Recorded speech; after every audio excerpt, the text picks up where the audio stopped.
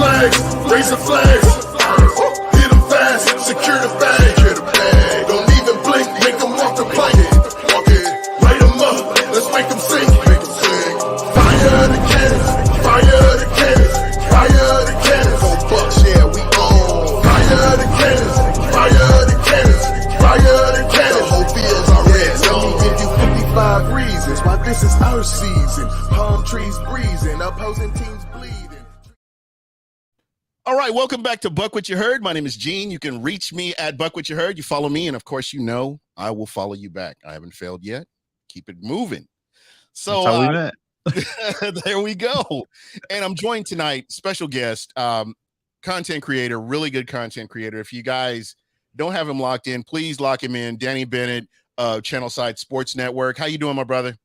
I'm doing all right. Thank you for having me on this this Thursday early evening. I appreciate it, Gene. Yeah, man. You know, it's not a whole lot going on with other than the Lightning, catch a few Rays games here and there. And I thought it would be good to, reach back out and, talk to some of the other content creators out there. And I know for me, this is like the time of the year I kind of hate because there's not a lot going on. And you kind of get caught up in, social media can be toxic. So you just kind of take a break, do some other things. But I figured, this is a good time to have you on and kind of help the other listeners get to know a little bit about, your show and what you guys what you're doing, you and your co-host, L. Bushman, and, how you guys are all doing. Yeah.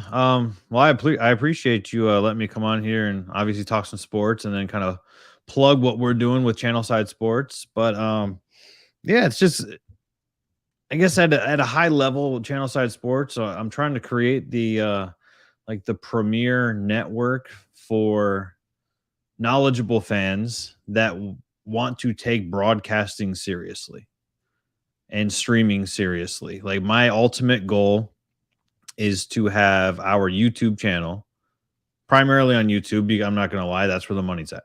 Right. The money's not in Twitter streams, it's not in Facebook streams, it's in YouTube streams. But to have basically a live network all day, 5 days a week of not just Tampa, because I feel like that would get redundant over time.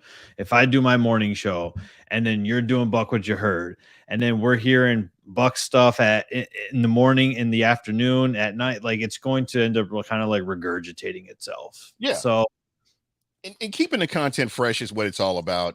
Talking about things that, nobody else is talking about. For example, the whole Deshaun Watson thing.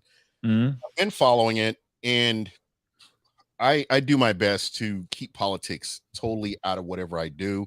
I know it's a platform where you can, and if it's newsworthy enough, it will be something that I will cover.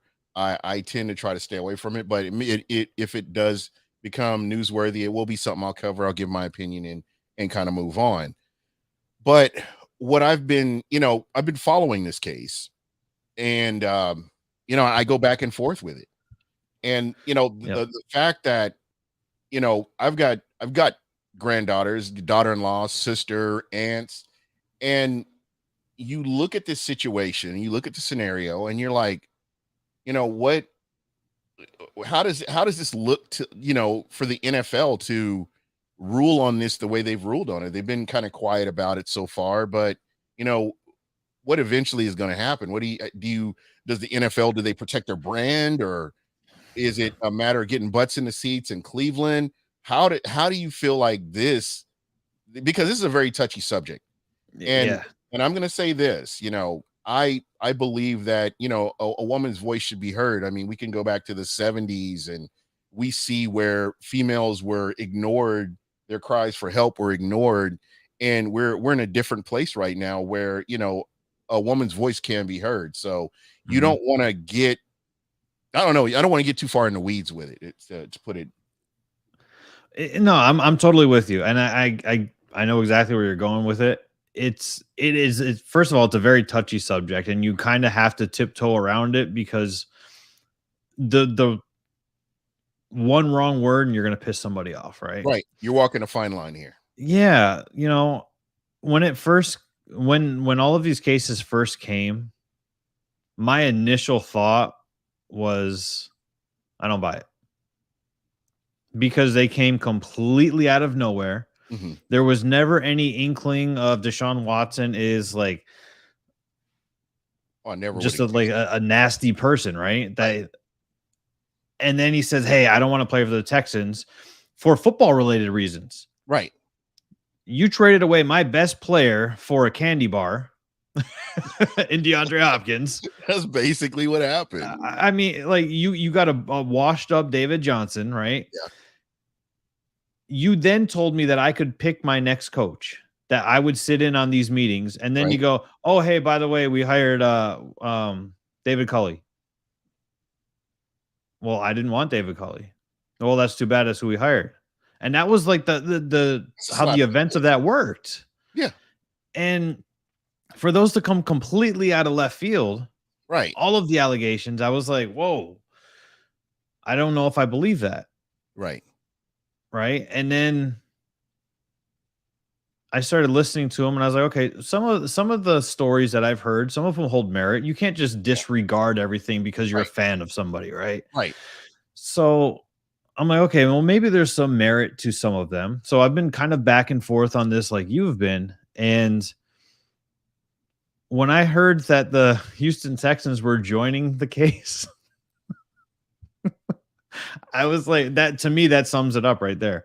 Yeah. That sums it up that they have some part in this. A culpable And in it, right?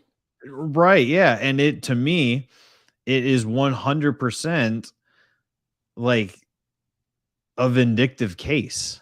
Yeah.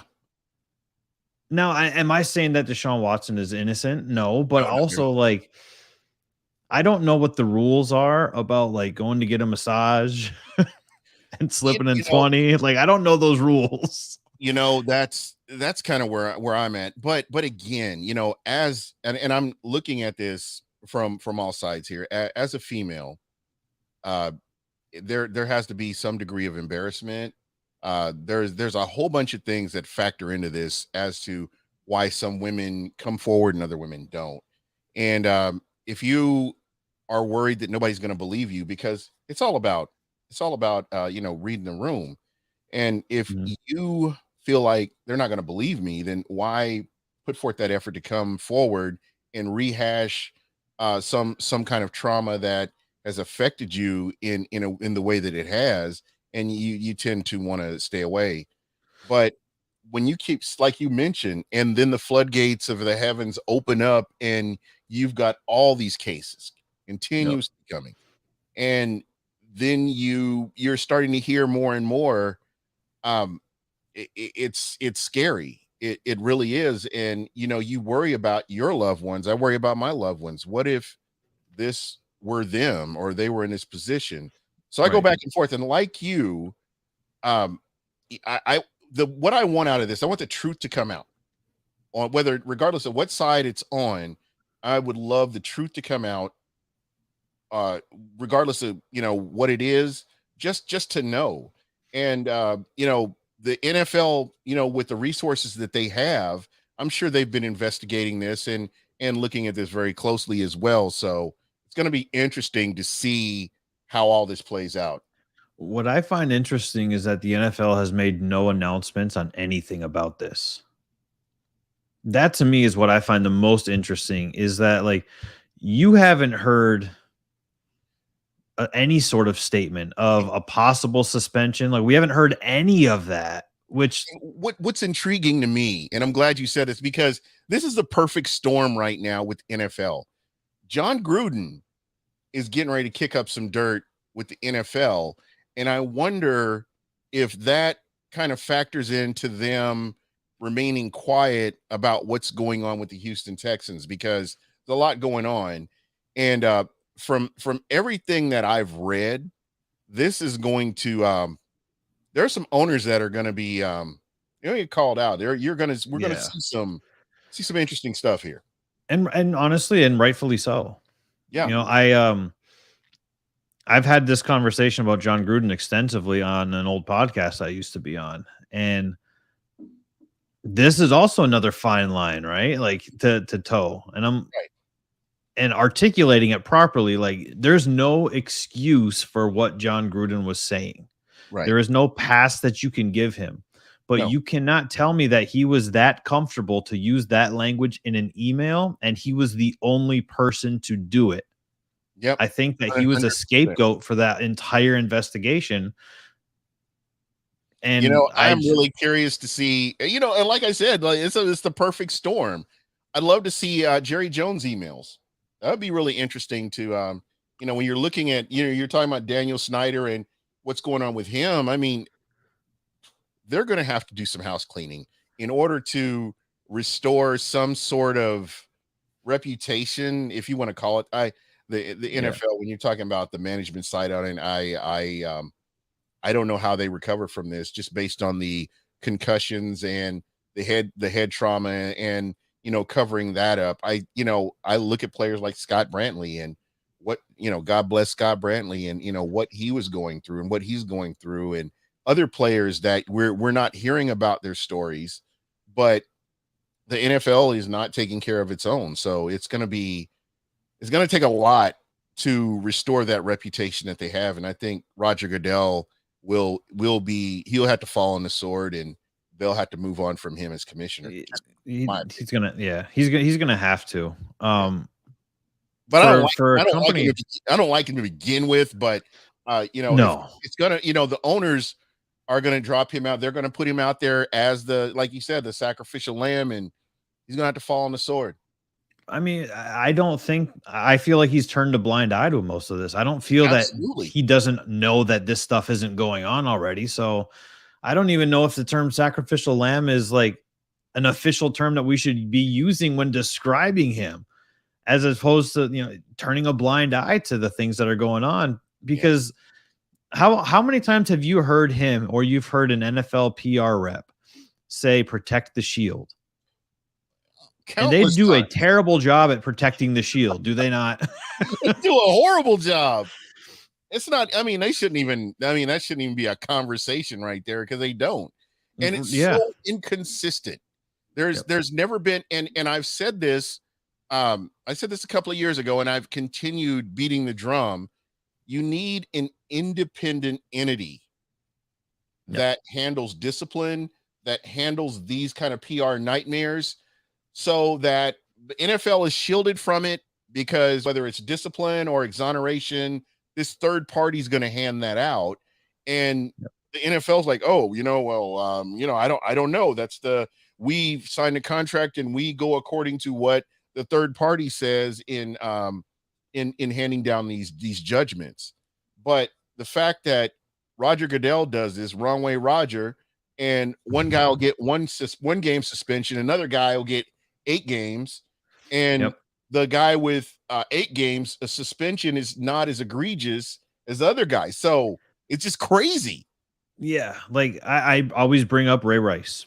Yes. Ray Yeah, Rice was 100%. completely blackballed from the NFL, and maybe it was because he was the first case. But then you've got this Kareem Hunt video comes out where he's basically punting a woman in the face, and they're like, we're just gonna give him a couple games suspension. He's gonna be gone for 6 games, and then all is right in the world. He's gonna go to the Cleveland Browns of all teams. He's gonna go to the Cleveland Browns, get a good contract with them, and we're gonna completely forget and sweep him kicking a woman in the face, and he's done. It's not a big deal anymore, you know. And again, that's what I'm saying. You need, in order for the NFL to be successful, I believe, you know, moving forward, because right now the owners are vilified. You know, you've got coaches, you got GMs that are just vilified, and especially, you know, the commissioner handing out inconsistent, you know, they hand out all these inconsistent readings and everything. If you have that third party, you put that on them, whether it could be ex-lawyers, ex-NFL players, you can build that up however you want to. That adds so much credibility to the NFL. And I don't know, maybe I'm wrong here, but I think it would help the situation, because the views are slanted. Basically, the NFL is out to get this guy, or the NFL is out to get this guy. And when you have a board or a governing body kind of set up, you know, and they're handing down, you know, your suspensions and any punishments or exonerations, I mean, you've kind of absolved yourself from that because you're putting the onus on them to handle it. Yep. I think that I don't know what possible way they could do to fix their image that they have, because there's always going to be some sort of blemish that happens, Oh, absolutely. right? That's, to me, that's kind of like the Rooney Rule. Right. I think the Rooney Rule is both good and terrible at the same time. They found loopholes around it and ruined it. They basically perverted the rule. I mean, first of all, I think that it's ridiculous that there had to be a rule in the first place. Right. There should, like, the fact that the best person for the job is not getting interviewed Exactly. is ridiculous, especially in 2022. Yes. How are we still talking about stuff that died a long time ago, or was supposed to be dead a long time ago? Dead. You know, you're 100% right. But what you have to keep in mind too is these guys are uber rich. They're out of touch with reality, and I think that plays a huge factor. Which kind of goes back to what I was saying. You know, when you have an independent body handling some of these things, I mean, that just adds credibility to what's being said. Again, so right now the owners are vilified, and I'm sure I cannot wait. I'm not big on trials or some of these other things, reality TV, but I can promise you, even if I'm at work, I could be in church. It doesn't matter. I could be on one knee when that court case starts. I will be watching every single moment, transcripts, everything, because I really want to know the inner workings of the NFL. And I think with this right here, everybody under oath, I think we're going to get an opportunity to really see the real NFL. I agree. This is going to be our version of Johnny Depp and Amber Heard. Exactly. See, I can get behind this too. This is just going to be the thing right here. Yeah. So I really want to get back to Channelside Sports. Sure. And I want just totally honest with me here. What prompted you to say, hey, you know what, we need to start this up? Well, I used to run a professional wrestling podcast. I'll take you through a high level of, like what I've done. Okay. Right? Okay. Real quick, because you just brought up the W word here. So, are you for WWE against AEW, or do you like wrestling as a whole? I think that wrestling as a whole needs to work together, especially the fan bases, to bring wrestling back to where it once was. Yeah. And we're gonna touch on wrestling here in a little bit. I'm gonna let you get back to your story, but I had to get that out there to make sure that me and you are for sure. Hey, I am with you. My wife is gonna hate you, and I are gonna be talking till like 3 a.m, man. You can't hang with that guy anymore. You know what? Well, like I said, mine is in ears, so I'm in a good place right now. So I was running a professional wrestling podcast, and we got lucky enough to work some pretty big events. We worked Madison Square Garden for the G1 Super Show between New Japan and Ring of Honor. Wow. We got to work WrestleMania. We got to host. Do you follow Wrestling for Sale on Instagram? The guy who sells the vintage wrestling merch. Yes, I do. He had posters printed with my face and my co-host's face, and they were hung up all around New York City. Like a lot of just cool stuff. Long story short, an editor for USA Today listened to my podcast and knew that I was a Detroit Lions fan, because that's where I grew up. And basically one thing led to another, and I'm now writing for Lions Wire as part of USA Today. Completely out of nowhere. Never. I mean, I've written for fan blogs. I think we've all written for a fan blog at least a couple times in our life, right? I struggle with writing. I can't get it from here to here. So, well, and that's why you're good at this, though. Exactly. So I started doing that, and then I was really trying to take it serious. I was like, okay, I've been given this opportunity. I don't feel that I deserve an opportunity to work with the largest publication in the United States when I don't have a journalism degree. I didn't go to school for journalism. I was going to school for marketing. I'm gonna jump in here real quick. I don't believe you need one, to be honest. And I know that these guys they go to these schools and they do this, but there are some people that are just gifted. Listen to you, and you're gifted with what you do, whether it's audio or whether it's writing. You're gifted, and Well, I thank don't you. think any amount of schooling fixes that. On the flip side of that, I've seen people that have gone to school again, gone back to school again, and they're horrible at what they do. Yeah. And so I get what you're saying, but do not sell yourself short, because again, if you're gifted with what you can do, I say do it. Yeah, no, I'm totally with you, and I appreciate that because I've thought that for the longest time. I do know that the reins have been kind of eased up as far as getting into that to the world of journalism, sports journalism in particular. But Well, we um, want to thank COVID for that. If there's anything we can thank COVID for. probably yeah, and the fact that I get to work from home now permanently. Exactly. uh, so as I was taking it more serious, I was like, I was telling my wife, I was like, well, at the time we lived in Naples, and I was like, I'm a fan blogger. I work for USA Today, yeah, but I'm essentially a fan blogger. How many practices am I going to? How many games am I going to? How many press conferences have I been in?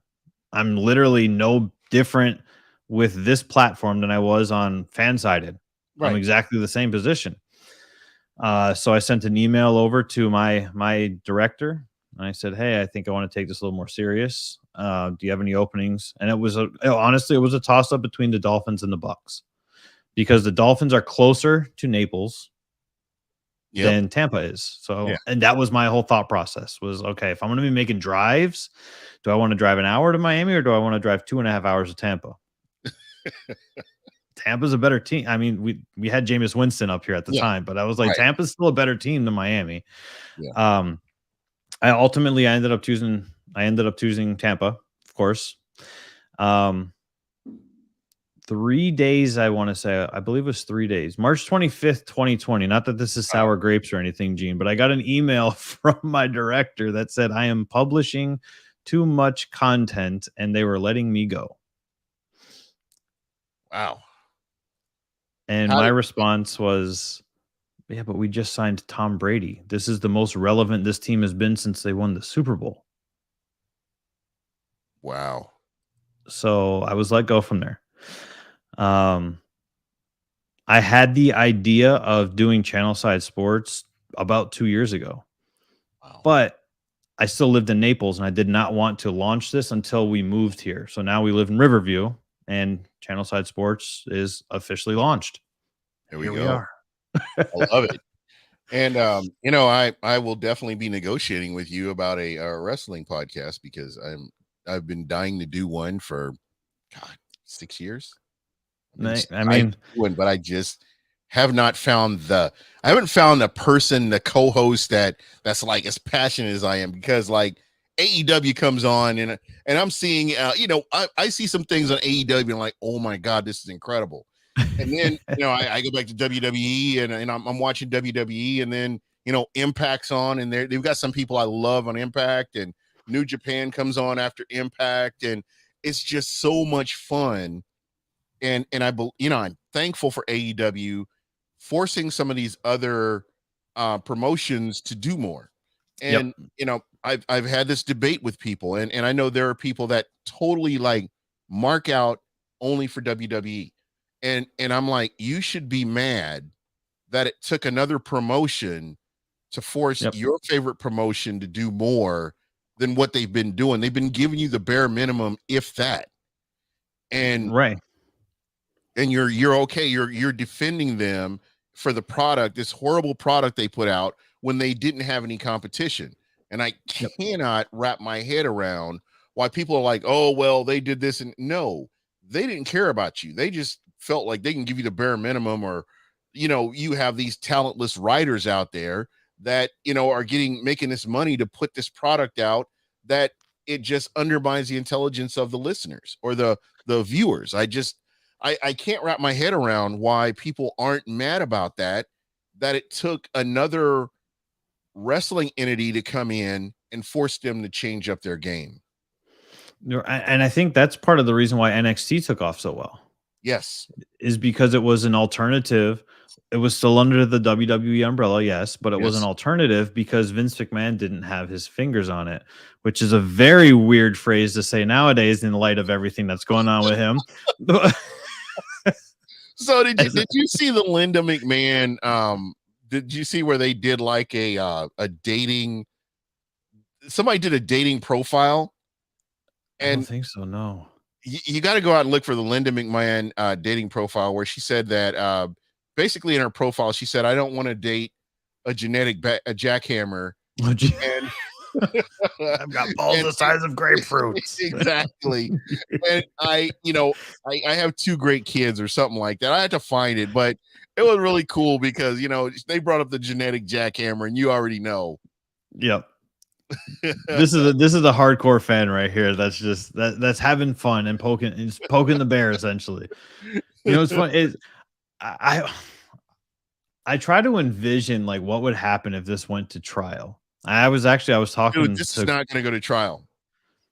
I don't know. I don't know what's going to happen with it. I tell you that because Fox Sports is involved with this, and USA Network is involved with this. That's true. This is something they have to get ahead of and get it behind them as quickly as possible. And if for the life of me, unless the numbers are not where they need to be, they're going to figure out a way to settle out of court. They're going to figure out a way to make this go away. And I even heard that somebody got busted for insider trading. Somebody within the WWE family got busted for insider trading. I mean, again, I would love to see the 1998 version of the WWE come back, and your Stone Colds and or even wrestlers like that. And it's frustrating. I look at who's my guy, the Long Island Ice, Zack Ryder. Zack Ryder, yeah. What they could have done with Zack Ryder in the WWE. Then this is just a small sample size of my frustration, because I look at him now, what he did in Ring of Honor. I look at what he's done in Impact, and this guy is a super heel. Amazing heel. Yeah. Ring of Honor. Yep. And GCW, I mean, flipping off the children in the audience and stuff. Exactly. I mean, he's completely reinvented himself, man. But it's crazy because they already had that opportunity with him being super over when he was doing his YouTube series, and he claimed himself as the internet champion of the world and had his custom belt and everything. Mm-hmm. And then they had Kane push him off at the Titantron in a wheelchair, and that was the end of the push. And that was it. And I think he's gotten injured a few times, but at the same time, he's incredible. He's incredible. He's just like fun to watch. And that was just one example, but I look at the missed opportunities that WWE's had with wrestlers that could have blown up. They got lucky with Stone Cold. They got lucky with The Rock, with guys that just, okay, we're going to give you a chance. Go ahead and do. I think they need to go back to doing more of that. Allowing give you a chance, guys. Yeah. Allow your talent to come up with their own, assist with, some of the writing, because to me, the writers are horrible and they continue to get bad writers. I totally agree with you. Well, I mean, look at New Day, for an example. That was Kofi Kingston's idea. And it was not over when they first debuted the New Day. And because he had been with the company for such a long time, he was in good with Vince McMahon and the writing staff and said, trust me on this. We're going to keep rolling. We're going to keep rolling. And then, I mean, it worked. As corny as it is, it worked. And we all love it. And they blow merchandise out of the water when it comes to New Day apparel. And I've got a pancake shirt. So I had when we were at WrestleMania 35, was 35 in New York? I'm drawing a blank now. Yeah, I think it was 35. When we were at WrestleMania Access in Brooklyn, my friend bought the New Day tag team title belt, the one that had like the custom strap on it. Yeah, it was pretty cool. Give him that. But I think that you saw a lot of guys that were able to take the ball and run with it, and were not afraid to risk it all back in the day, because you could fail and you could go to WCW, or you Right. could fail and you could go to ECW. Still, at the time, your paycheck might have bounced, but you could have gone to ECW, right? uh So um I think, but again, I would love to see somebody come in and challenge AEW and WWE. I think that's what we're missing. get that third. I mean, 100. how many do you think it'll be Impact though? I think Impact has tried too many times to where that name is just kind of tarnished. I love Impact. I mean, I don't know. Have you gone back and watched some of their old matches? Mm-hmm. And You're can I tell talking you, now. Well, which era are you talking? I'm talking like the right after the Attitude Era of WWE. You had Impact where they came in and Where they're you doing the weekly pay-per-views? right. Yep. So Yep. to me, when I look at Impact, Impact could be amazing. I mean, you look at their roster right now, and the people that they've got on their roster. They're continuing to cycle through some people. I love Moose. You know, you've got Jordan Grace is there, and again, I'm probably one of the minority, but I love the women when they get out there and get down, and Right. you know what they do. So I love all of it, but I really believe that, you know, like remember Aces and Eights. Yep. I remember at the time you had so many WWE fanatics. They didn't want Impact to be good. They or TNA at the time. They didn't want it to be good, but it Right. was good. There were some great matches. There was some great writing. Gail Kim was at the top of her game. Awesome Kong. A lot of these wrestlers that, you know, they were doing their thing. Mickey James was there at some point. And if you go through the history, like Impact, and we're just talking about TNA, I guess we'll call it TNA and not Impact.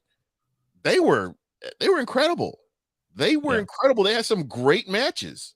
Yep. I totally agree with you. I think where they went wrong is when they brought in Hogan and when they brought in Yeah. Bischoff, and they Yes. tried to go head to head live too early. Yeah. And they got away from the formula that was working in hopes of, oh, let's hope Hulk Hogan can draw. You're like, well, he can't draw as well as you want him to draw at this day and age at that time, right? Yeah. Like, I think that was their problem. And I think the whole Hulk Hogan gimmick had just kind of died out. Yeah. You know, just based on, you know, you look from the 80s to the late 90s and what Hogan was, and he'd go out there, he would get beat up for a little bit, he'd Hulk up, drop the leg drop, 1, 2, 3. And people were getting fed up with that, you know, and I think that you had some new ideas. You had Lex Luger at that time, Buff Bagwell, you know, Ric Flair has always, and here's a guy that's transcended time in a Ric Flair. He's always looked the same age too. I know, this is what's so crazy. So there was a picture, I don't know if you've seen a picture on Twitter of Ric Flair when he was like super young. Mm-hmm. And this guy was like, he was thick. He was a thick dude. He looked like a big farmhand. And nobody could guess that this was Ric Flair. But I guess he had some kind of accident or something like that. And he had to start working out, and he started getting all cut up. And then he kind of dyed his hair blonde. And he kind of changed his look up. But I say that to say this. Ric Flair and his promos, his ability to wrestle.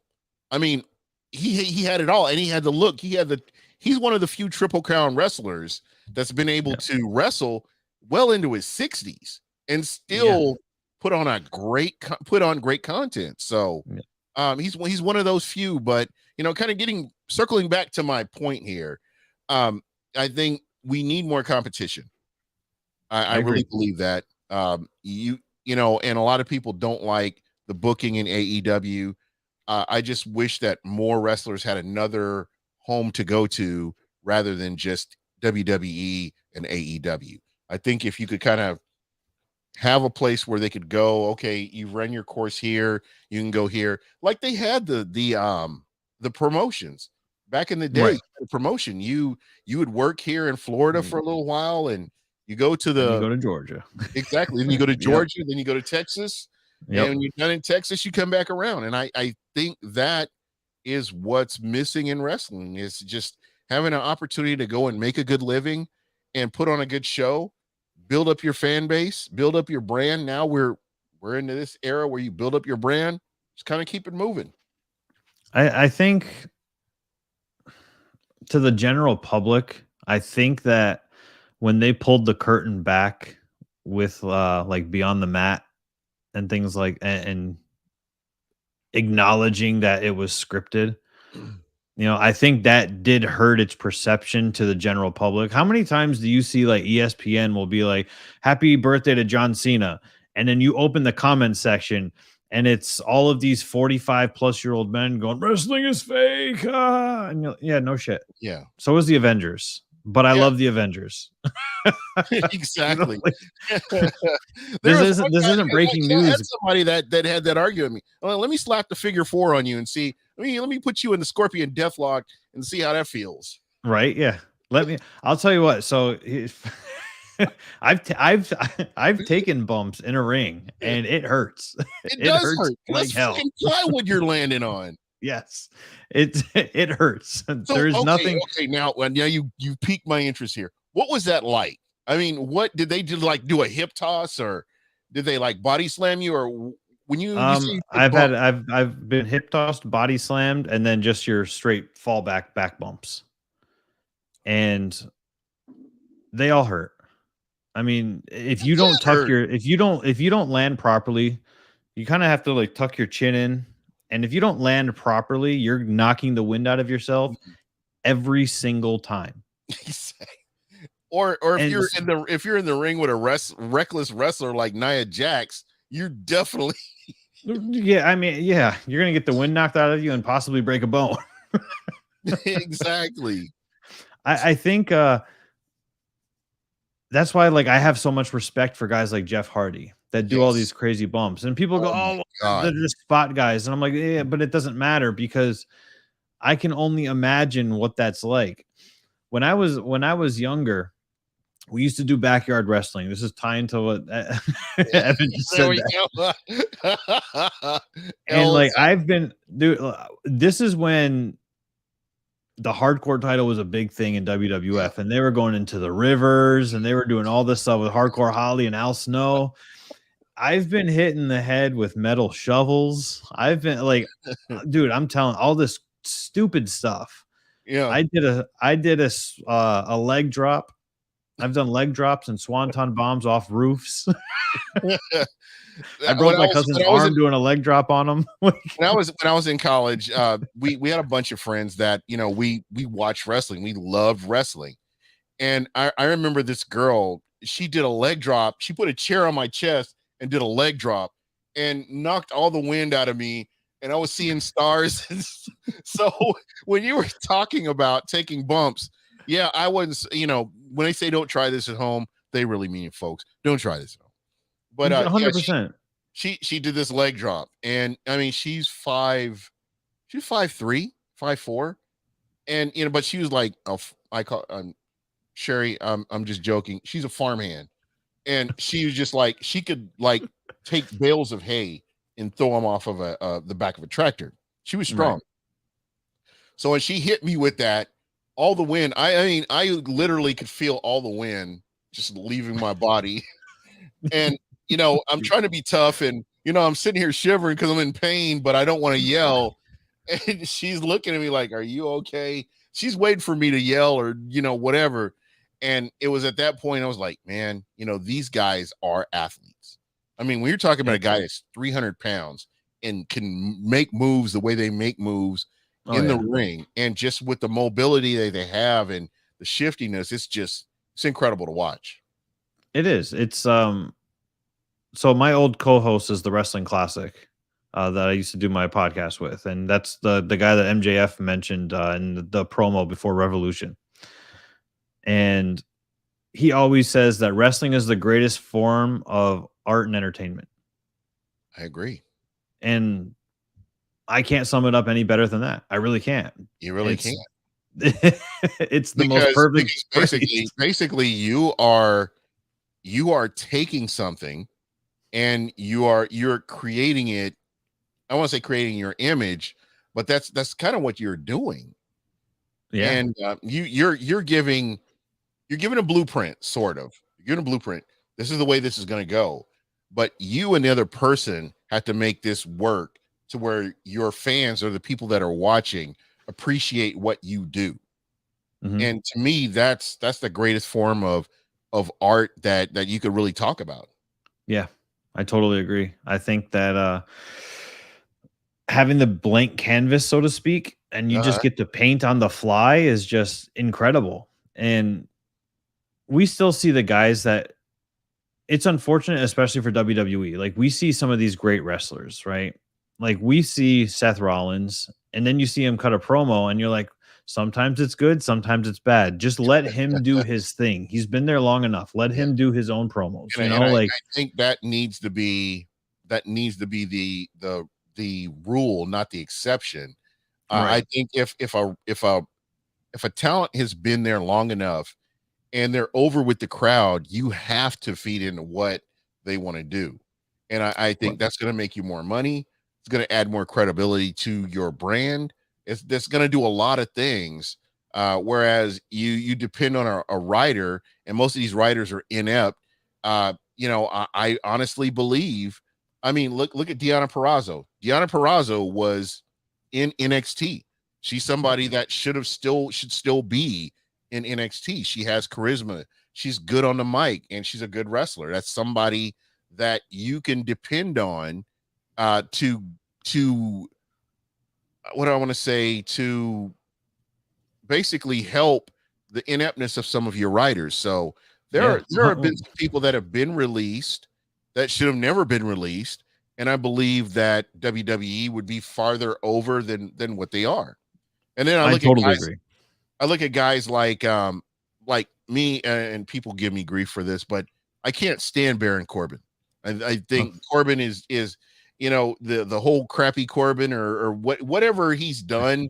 There's been other talent that's like light years better than this guy, and he continues to get opportunities, and he's not over with the crowd. He's not over with anybody, and he doesn't even have the look. Yeah, and they continue to use this guy, and then you've got guys like Karrion Kross. You could have made a monster heel out of Karrion Kross, but you chose not to. You chose to release him and keep crappy Corbin and Madcap. What is that? Madcap Mulligan or whatever that guy's name is.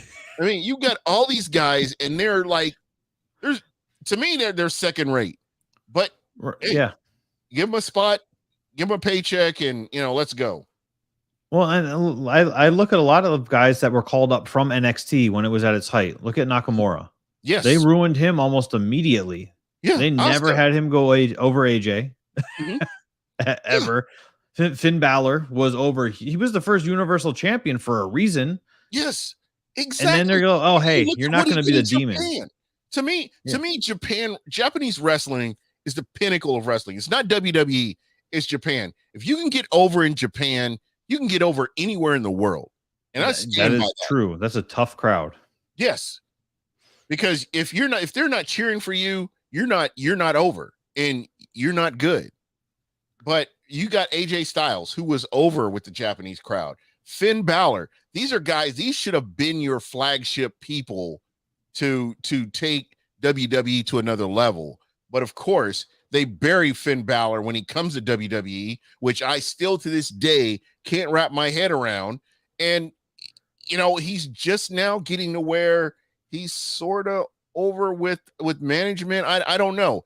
Again, it's like you got to stay tuned and watch to see how everything goes. Yeah.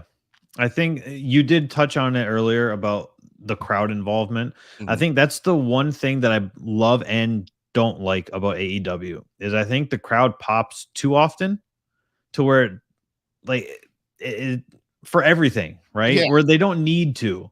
Right. But I also love it because when you're at an AEW show, it's hard because you're popping right with everybody else too. There's no way around it. I'm going to say this. I love AEW for that very reason. When I hear Adam Cole's music, I'm like, yes, I get hyped. I'm excited for what's, regardless of what's going to happen. I get hyped for that. MJF, do you yell baby when he's coming out? No, I don't no. But I do get hyped about it. Right. Britt Baker, I love Britt Baker. When her music comes on, I get hyped to that. MJF, I'm a big heel guy. I love the heels, and to me, here's a guy that's just incredible. I'm gonna ask you this: MJF in WWE, does he become watered down Yes. based on his promos? When I look at his promos in AEW, this guy is on another level. And God rest her soul, Melanie. Brian Pillman's wife passed away. God bless her. But MJF called her Methany, and you just in one of his promos against Brian Pillman Jr. Yep. He just is just what he does. I mean, this guy is a heel, and I think he's a heel in real life. Sometimes his mom said he's a jerk, So I mean, it's just like, if he goes to WWE, do they make him tone it down? I think they have to, because they're publicly traded. Yeah, I think that's where WWE went wrong, is by going public, because now you have to listen to your stockholders. right. You can't have. I couldn't imagine Stone Cold Steve Austin getting over in this era, simply for the fact that he couldn't be himself. Right. And I think a lot of that started with Linda wanting to go into politics, which I think was a demise of the WWE. I think they still had some options out there, and they could have blown the brand up. And I realized that, with the Attitude Era and everything was kind of winding down, and I think they went into the PG-13 era next. I think that's where the WWE kind of failed. I wish that the WWE would have kind of leveraged with a cable company and had a show that was like totally unedited. I think that would have taken them to another level if they could have done something to that capacity, where you have a brand that's like the unedited, the After Dark brand or something like that, where they could have got away with, these wrestlers could really show what they could truly do. But I feel like they're hamstrung. The fact that you can't use specific words. There are certain words you can't use, certain things you can't do. And again, they're not doing their talent any favors. I look at Paige leaving, because her and then you look at her Twitch account, and a lot of these wrestlers were just like, they were incredible on their Twitch accounts, just what they were able to do. So I don't know. I just feel like the WWE has made some wrong turns, in my personal opinion. And there's a show, Cleve and Me. I love their show. Those guys are straight up WWE marks. They're coming around to AEW, and guys, I love you guys, but you guys are WWE marks, and you heard it right here. But for me, I like all wrestling. Impact. Like, I could talk to you about Impact. I could talk to you about New Japan. I love going to the independent shows around, when, hey, let's build a tent. Let's have some guys out here. Let's see some wrestling. There have been some really amazing matches. There's a, what is that called? It's on Instagram, and they pick one move that a wrestler does, and they just do a clip of it. And I've seen some indie movies. Yeah. You know what I'm talking. I know you know what I'm talking about. Yep. And there was a guy that jumped onto the shoulders of the guy that was in front of him, did a backflip into a swanton bomb. And I was like, how do you even think of that? Yeah. I know you, with your exposure to wrestling, I mean, what goes into the minds of somebody when they're coming up with a move like that, or coming up with something like that? I think it's that people just want to find something that you haven't really seen before, or if you've seen it, this is an added twist or an added element to it, a higher degree of difficulty, if you will. I think that's why Ricochet got over so well. Yeah. Is because he was essentially a smoother version of Jeff Hardy. Yeah, because what he does looks effortless. Yeah. And what's interesting, you talk about that. There are moves that used to be finishers, like DDT or the Canadian Destroyer. If you get hit with the Canadian Destroyer, you are not getting up from the Canadian Destroyer. Now I've got people using that as a setup move Yep. to do whatever their finisher is, and it just takes away. But yeah, I remember the DDT. You get hit with a DDT, you're not getting up. But now, I mean, you know what's funny though is I do love that when Jake Roberts hit that when he was in AEW, that you still sold the hell out of that. Like, I am done. exactly. You don't get a DDT from Jake the Snake Roberts and get back up. No, you don't. It's all over. Game over. I think wrestling who is your favorite? So who is your all favorite? time? All time. Your all-time favorite. Shawn Michaels. Really? Yes. Met Shawn Michaels. I think that he is the greatest in-ring performer I've ever seen. As far as mic work, it's got to be Stone Cold for me, because he resonated the most with. There's no wrong answer here. No, there's not. I mean, I understand why people don't like Shawn Michaels. A lot of like the Canadian wrestling fans that I have become friends with hate Shawn Michaels. Yeah, I believe it. But if you knew him when he was younger, like in the 80s, you knew him when he was younger, and you see where he is now, you have to have so much respect for the guy. Yeah. But for me, my all-time favorite would have to be Ric Flair.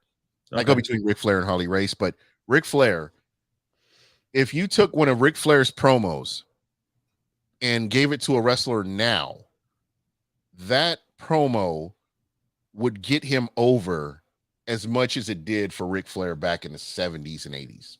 Yeah, and that says a lot about his promo ability. Yeah. You hear me use the word transcend a lot. If a wrestler has that type of ability to where he's talking about his alligator shoes and his Rolex watch and Space Mountain and just whatever he's talking about, you know, he was ahead of he was decades ahead of the game.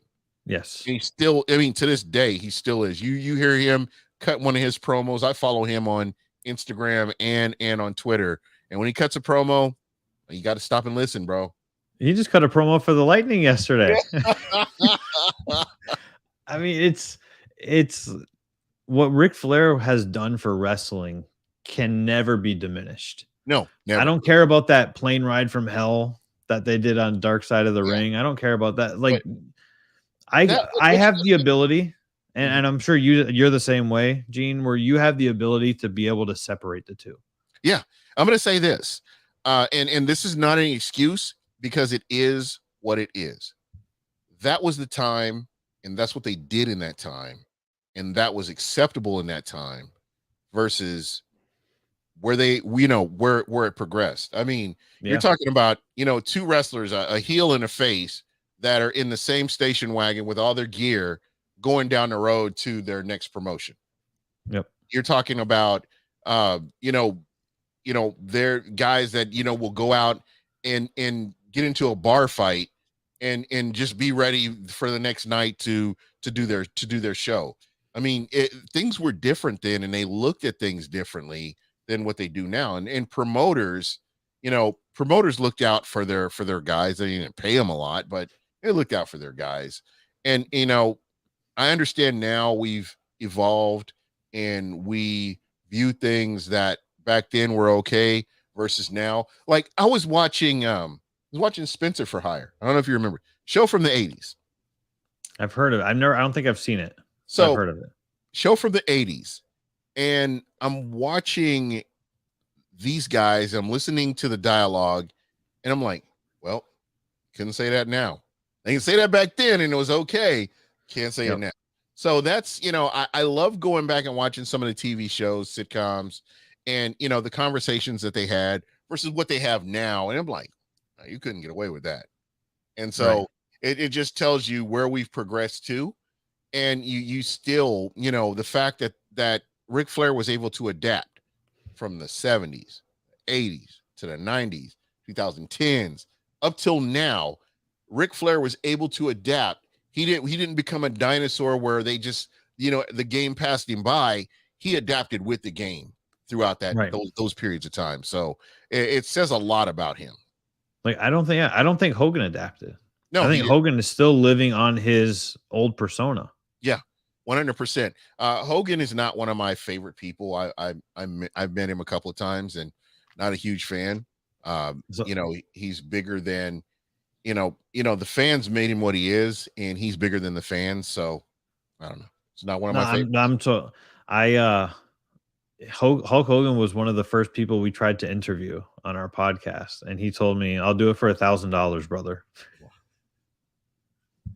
I it's We crazy. never interviewed him, for the record. I tell you somebody that I truly loved. While we were on this subject, Santino Marella and Dusty Rhodes. Oh, yeah. Rhodes was incredible.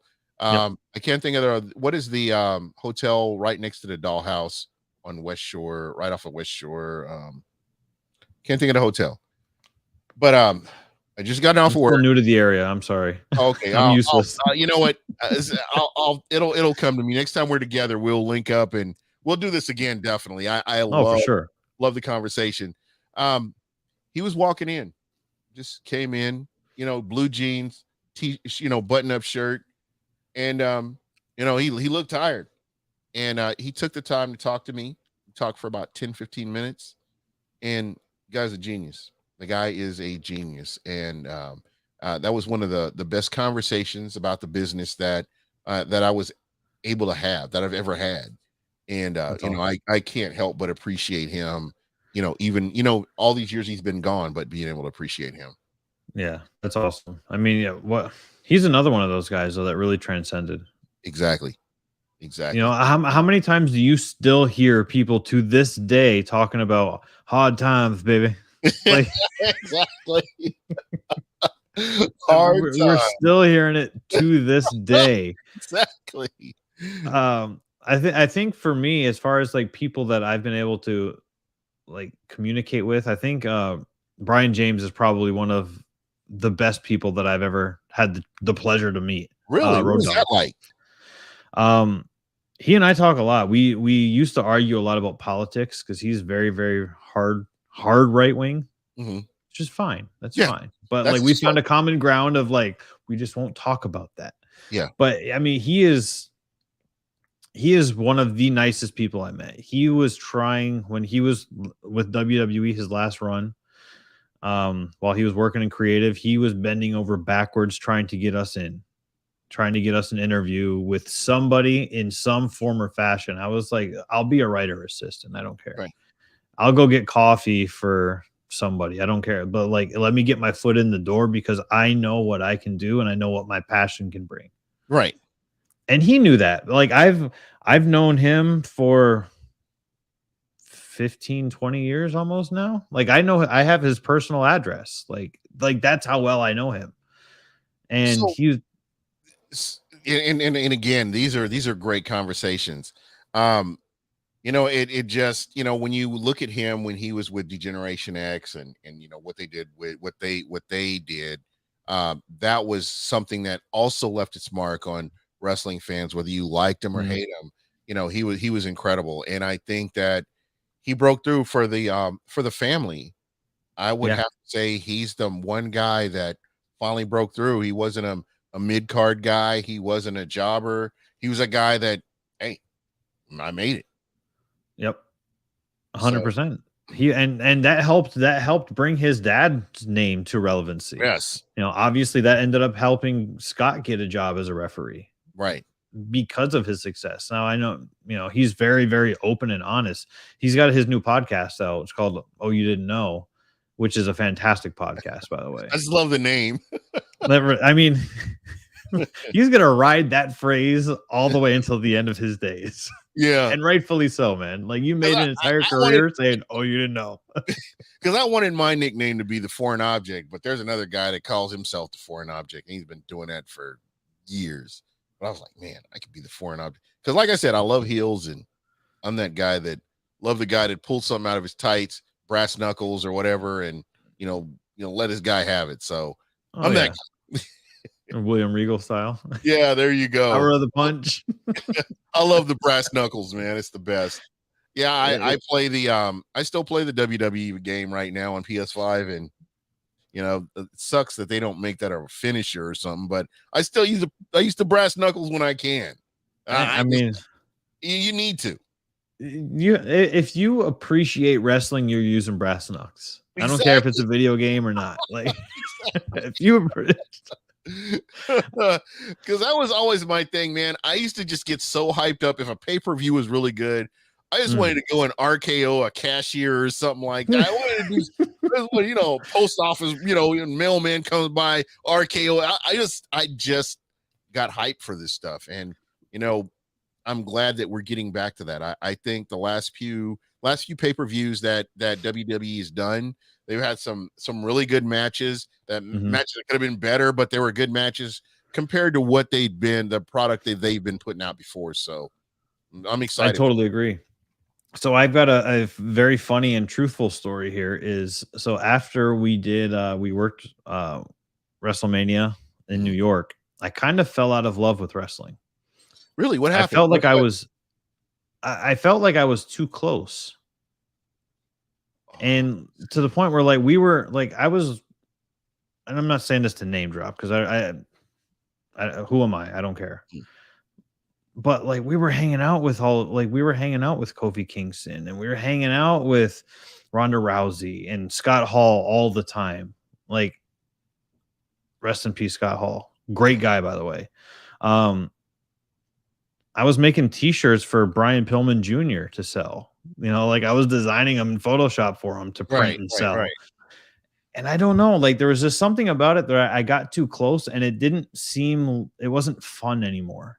Right. Where like I can go to a press conference for football and I can ask questions and I can go to practices and I love that.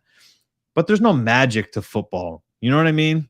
Yeah. There's magic to professional wrestling. And I felt like I was so close that it pulled me away from it. And it actually wasn't until AEW Revolution in Orlando. It wasn't until that show where I got invited to work media with the Wrestling Classic as part of his bargain for staying at my house and me picking him up from the airport and driving him everywhere. But I digress, right? But that was the reason. That was the show that got me back into wrestling. I text my wife because she was away in California for a bachelorette party. And I literally said, "Oh shit, it's got me. I'm back." She knew. 100%. When Sting did the splash, I'm standing next to Sting when he did the splash off the balcony. I've got the video. I'll send you the video when I'm done. Wow. And I had no idea that was going to happen. And I'm watching. I'm trying to think who was on the stage. Sammy Guevara was on the stage. Was it Sammy Guevara? Because it was Darby Allin, because Darby Allin was okay. It was Sammy Guevara. You're right. Yeah, because he did that crazy spot off the ladder there. Yes. And we're all watching that. And then I just hear everybody around me just going absolutely crazy. And I turn, and I kid you not, Sting is like 5 feet away from me as he's going at it. And I was like, what is this crazy old man gonna do over here? But I was so close that I couldn't see the tables underneath. Wow. So I kind of looked over the person that was in front of me, and I was like, there's absolutely no way that he is going to dive off of these tables. And sure enough, he did. And absolutely insane, man. I loved every single minute of it. And that's what got me back in, especially with AEW. Man, and I tell you what, I mean, AEW is so fun to watch because it's unpredictable. I mean, I love what Billy Gunn is doing. The fact that Billy Gunn is wrestling at a high level, and at his age, it's just incredible. And then you've got, a lot of people are down on CM Punk. I love CM Punk. Bryan Danielson, again, missed opportunities. Samoa Joe, who never got the opportunity in WWE that he really deserved. And what he's doing with AEW is just, it's incredible. It's fun to watch. And, again, MJF is like probably my favorite wrestler in AEW. The pipe bomb promo that he did was just incredible. The promo that he did with CM Punk, where he talked about being a kid, and this is Max talking, and this guy, he's on another level. I just can't think of any other talent out there that could cut a promo like him, at the level that he does, that just you're like pissed at him and you want somebody to beat him up, or you're loving what he's saying. I mean, when you have that effect on somebody, that's just incredible. Like Vicky Guerrero is another one. Vicky Guerrero was great at what she did. Yes, she accomplished what she needed to accomplish. Excuse me. Mm-hmm. She's an absolute sweetheart, by the way. Yeah. Yes. She reminds me a lot of my aunt, which is she really does. But she has this love for the sport, and that, and I think a lot of the talent that they have there have that love for the sport. I look at Toni Storm and what she's doing at AEW and getting the opportunities. Ruby Riott, just some of the other guys, Keith Lee, and what he's doing. I mean, it's just fun to watch these guys get to reinvent themselves and get to put, this is what I want to do. This is my ideas. They get to live out the ideas that they have in a sport that they love. So, you cannot be, realistically, if you are a wrestling fan, you cannot be mad at AEW. You got to love what they do. You have to, because they're allowing wrestlers to be wrestlers. You can't even be a wrestler in WWE. You're a superstar. Yeah. You're not allowed to use the word wrestler. Yeah. And belt or straps or whatever they say. I mean, they've got this list. Oh, you can't say this. You can't say. No, that's, to me, that's a corporate America job that I wouldn't even want any parts of. I'd go rogue all the time. So I'm wholeheartedly with you. That's what, when CM Punk had his, when he was on Cole Cabana's podcast and kind of let the cat out of the bag about all of that back in the day, I was okay with it. At the time it was really WWE or bust, because there was nothing else really at that time outside of New Japan. Unfortunately, New Japan didn't really pan out in America because, like Jim Ross said, the dubbing of American commentary just didn't hit home exactly the way that he was hoping it would. Yeah. But I could tell you this, man. I love what they do, especially New Japan. Just the innovative way that they wrestle it's incredible. I enjoy watching it. Dave Meltzer likes New Japan. Bro, we've got to do this again, man. I mean, I haven't had this much fun, and I don't know how long. This just turned into a wrestling show, man. I'm good with it. Well, I'm looking at the clock, and I was like, I mean, I got time. I don't know what Gene's planning, but yeah, this turned into like 45 minutes of wrestling, which I'm totally okay with, because especially when it comes to old school wrestling, like I can talk about wrestling all the time, like 7 days a week, 24 hours a day, and not sleep, and be totally fine with it. But I mean, yeah, this has been a hell of a lot of fun, and I'm glad that we linked up and we're doing this, and definitely hope to keep doing them. It's another form of content that we've got here. So I'm going to ask you, I'm going to drop some names of some wrestlers, and I want your honest opinion. Okay. The first guy that I'm going to come up with is Jay Lethal. I like Jay Lethal. I think getting over as Black Machismo, I really liked that. I thought it was an innovative parody, and it worked. He made it work. Yeah. I mean, let's talk about this. The promo that he cut with Ric Flair, probably one of the most amazing back and forth I have ever seen in my life. I don't know if you've seen it. I have seen it, yes. And he sounded like Ric Flair. You close your eyes and you're like, I'm listening to Ric Flair and the whole woo off where they're wooing back and forth at each other, throwing shoes, and the elbow drops and the knee drops, and I'm just like, this is what wrestling's all about. Yes. This is what I don't know. I just get excited even thinking about it. But he's somebody that I really, really love is Jay Lethal.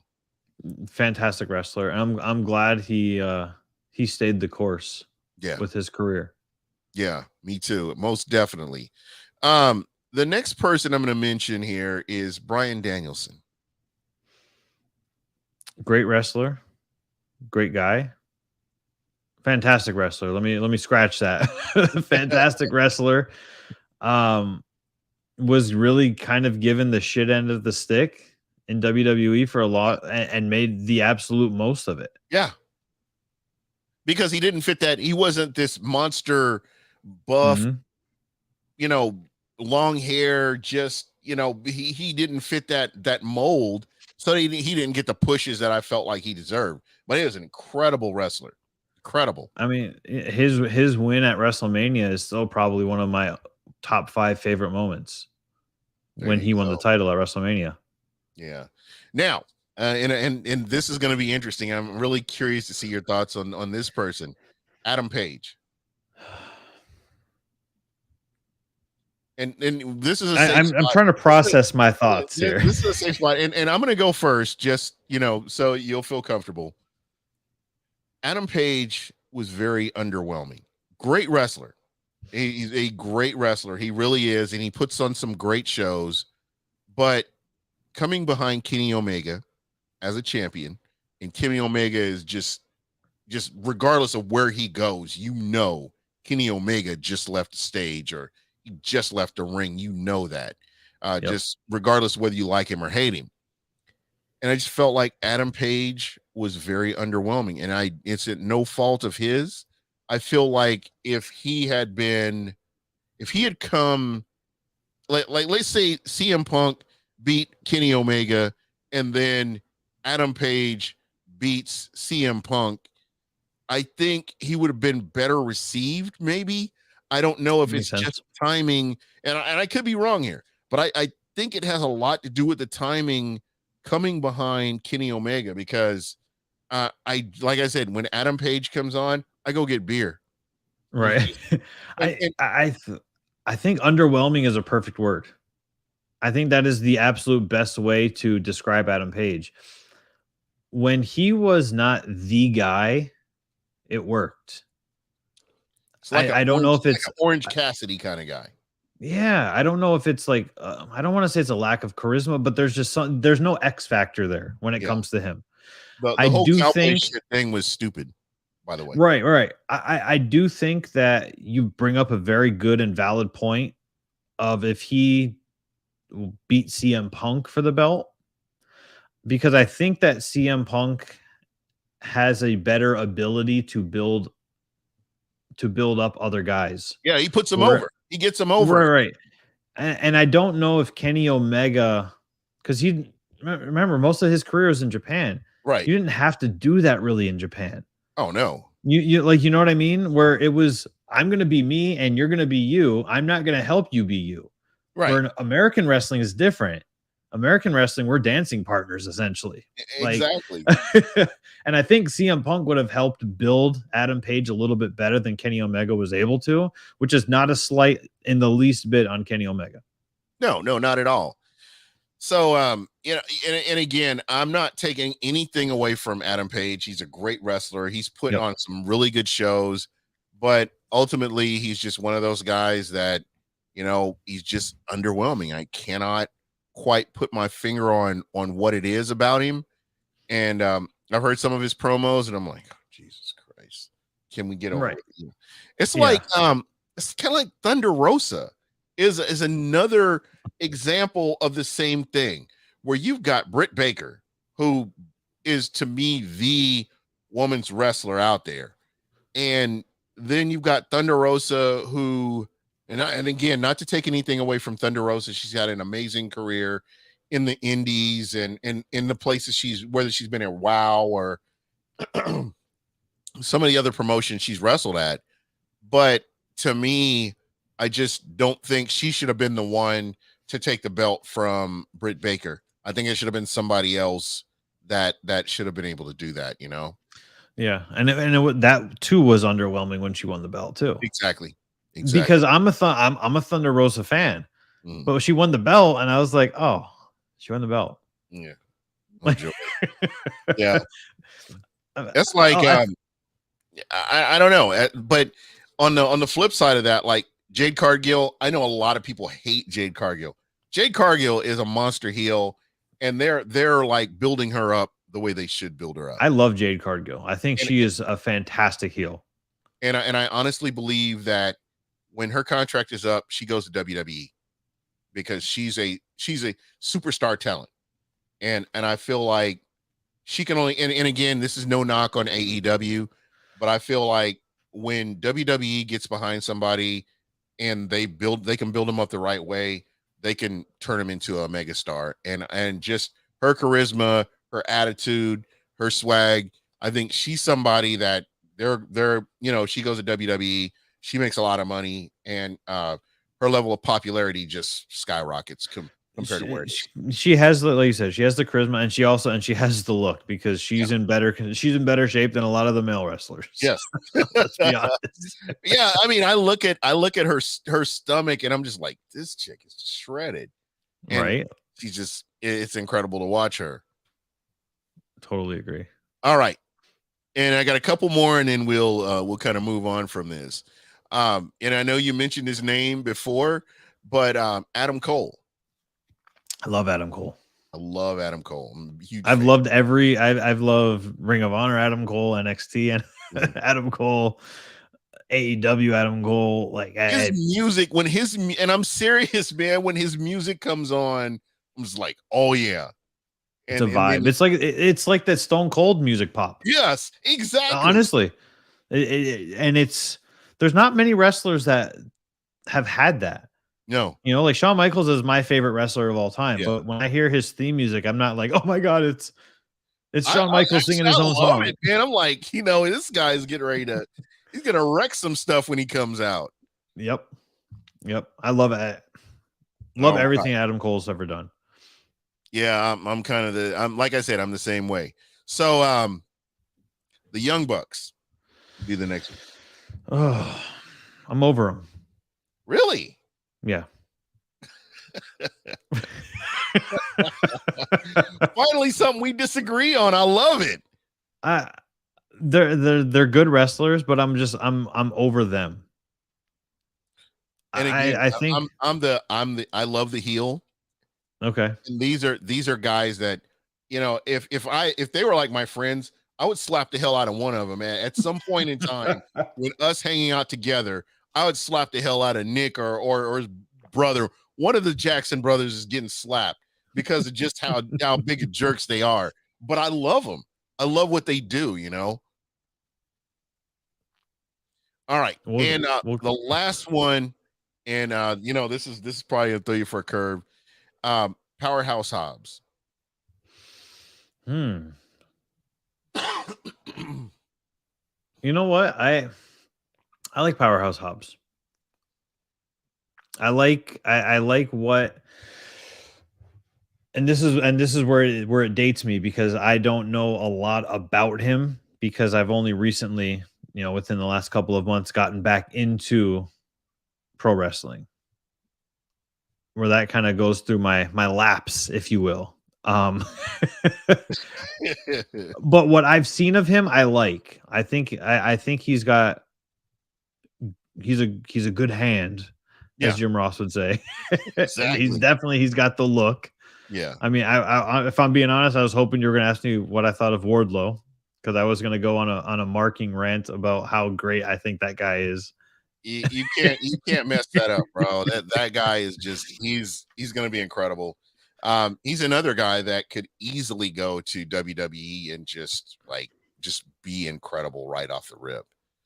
Do you think Cody would ever try to start recruiting guys to WWE so he could work with them there? I could see it happening. I could definitely see it happening. I'm gonna be 100% honest. I can't wrap my head, other than money, I can't wrap my head around why he would go back to WWE personally. I'm perfectly neutral with either side, but they had him painting himself up, and they had this guy doing stuff that was like degrading for a wrestler who's been around as long as he has. And then he goes to AEW, and him and Chris Jericho in 2019 put on one of the most incredible matches I've ever seen. They tear down the house, and this guy is just like doing all this stuff, and then just boom, I'm going back to WWE. And again, maybe I'm wrong. I don't know what's going on inside of his head, but I kind of struggle with that. I think there's a couple of things, and these are just, my own hunches. Mhm. I think some of it has to do with his dad. Understood. I think The that legacy. he We're talking feels like legacy. he was a failure the last time he was in WWE. I put a When lot of that on the writing. right, 100%. He made the most out of what he could do with Stardust for sure. Right, right. But I think that is that was one of his biggest things. I also questioned that, was it a business move? That's what I Was go it back. I go back to that. well, Was it about money? Was it about the money? well, I also wonder if part of the agreement was, as we know how hellbent he was on getting certain names for shows, for pay-per-view events. I wonder if any of that was like, hey, you guys aren't using Halloween Havoc. This was my dad's name creation. If I come back and I give you guys 2 years, 3 years, whatever, can I have the rights to this name? There you go. You just don't know, man. But Yeah. but again, it's one of those things. It's kind of cool to talk about this kind of thing, and I think this needs to be a segment on Channelside Sports. I think this really. I've planted seeds with Corey. So Yeah, man, you you can't get Corey to commit to anything, man. You got me right here, man. Hey, this is Corey can before I talk to you. I'm not doing side conversations in the middle of the podcast. Doing side hustles over here, Gene. Come on, man. Yeah. Hey, Corey, you're in second place, man. The job is mine to lose. Okay, Corey, you don't forget that, buddy. My job to lose, not yours. So the original, know your role. The original rendition of Channelside Sports was going to be co-owned by me and Georgia Smith, Really? British Bulldog's daughter, because she lives here, and her and I are friends. And nothing, there's no hard feelings, but it just kind of like fell out of touch, like, and it was what it was. When we moved up here, I sent her a message. It was like, hey, wife and I finally moved up, and then it just kind of fell by the wayside. But she was obviously very adamant about, we have to have something professional wrestling. And I was, well, yeah, wrestling's huge in Tampa. Don't worry, I could turn heel at any minute. I'll go rogue in a minute. So I think it'll be a great. You start cutting promos on me mid-show. You never know. I just might, man. I get enough of these Gene Weisers in me, man. I just might cut a promo on these Gene Weisers. Look at you with your little Tommy Pickles bullshit in the background over there. Yeah, we'll talk about this off camera, man. But we really do need to make this happen, man. We need to make this go. Well, especially because you're in Tampa too. Are you located in Tampa or no? Actually, I'm in Phoenix. Oh shit! I'm from Tampa, but that's why you were saying East, because I was wondering. I was like, who in the Eastern time zone is like, I'll be there at 7 p.m. Eastern. I have to say that because people like, you could be from anywhere at any point. But yeah, I grew up in West Tampa, but I'm working. I live here in Phoenix, so okay. Yeah, I'm down for Gasparilla, and I come down for certain holidays, and and I always hang out. So I will be in Germany. I will be going to Germany for the Bucks game this year. So nice. That's the motherland for me. That's I would love to be able to go there, and I've been telling my wife, I see my grandmother's, the house she grew up in and things like that. Bro, we lost her a couple years ago. That needs to be a Christmas birthday present for you, is her flying you to Germany. You can hang out. We can hang out, man. There you go. get a couple steins full of beer. It'll be good. You get some real beer in Germany. You could drink some Glühwein and just kind of hang out and tell lies to each other. There you go. Sounds like a plan right there. Did Sean say we'll make a couple bad decisions? Like exactly. So if you're listening, normally I am talking about the Bucks. We were talking about wrestling. We kind of went on a wrestling tangent, and it just it's a little bit different, but we will be back on track. Again, if you just joined us, this is Danny Bennett from Channelside Sports, and you'll see him on here a lot more regular as we get into the season. Love his insight. if you're a morning person, be sure to check out Channelside Sports. Great show, great content, and these are the kind of things that we need. And with Tampa sports is the the basically the I don't know, raw with no chaser. What do you call it? The straight with no chaser. That's what There it you is. go. Straight with no chaser. There you go. I'm just like I'm going all over the place. But anyway, yeah, that's pretty much what we were doing. We ended up talking about wrestling because it's a common ground that we have, and it's a direction I've always wanted to go. So this is one of those things. And it's a good icebreaker. Yeah, it is definitely. It really is. Yeah. Because I want to ask you some questions about what do you think about the Rays? Oh yeah, there we go. You're gonna love this story. You are going to love this.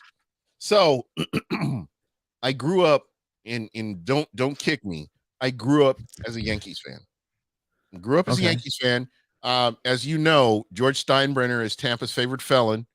Did a lot for the community, in Tampa, Hillsborough County. You used to see his name. You used to see George Steinbrenner and the Yankees on some of the police cars in Tampa at some point. In the mid '80s, I lost 4 of my cousins in a fire, and it was devastating. It was right over in West Tampa, right off of Armenia, and this is mid '80s, and we lost him. And George Steinbrenner donated, I think it was like 15 grand to my uncle and aunt, just to kind of help them out. And but I had already been a Yankees fan, but just from that point on, I was just a Yankees fan. Right. And so the Rays, 98 Rays come about, and it's like I want to switch over because I'm all about Tampa, more so than anything. But there was so much mismanagement, and then they ended up in Pinellas County. And right. if you know anything, if you're from Tampa, there's kind of a thing, Pinellas County and Hillsborough County. You don't know, now. So right. I said, if the Rays ever move to Tampa, to Hillsborough County, I will ditch all my Yankees gear and I'll get on board.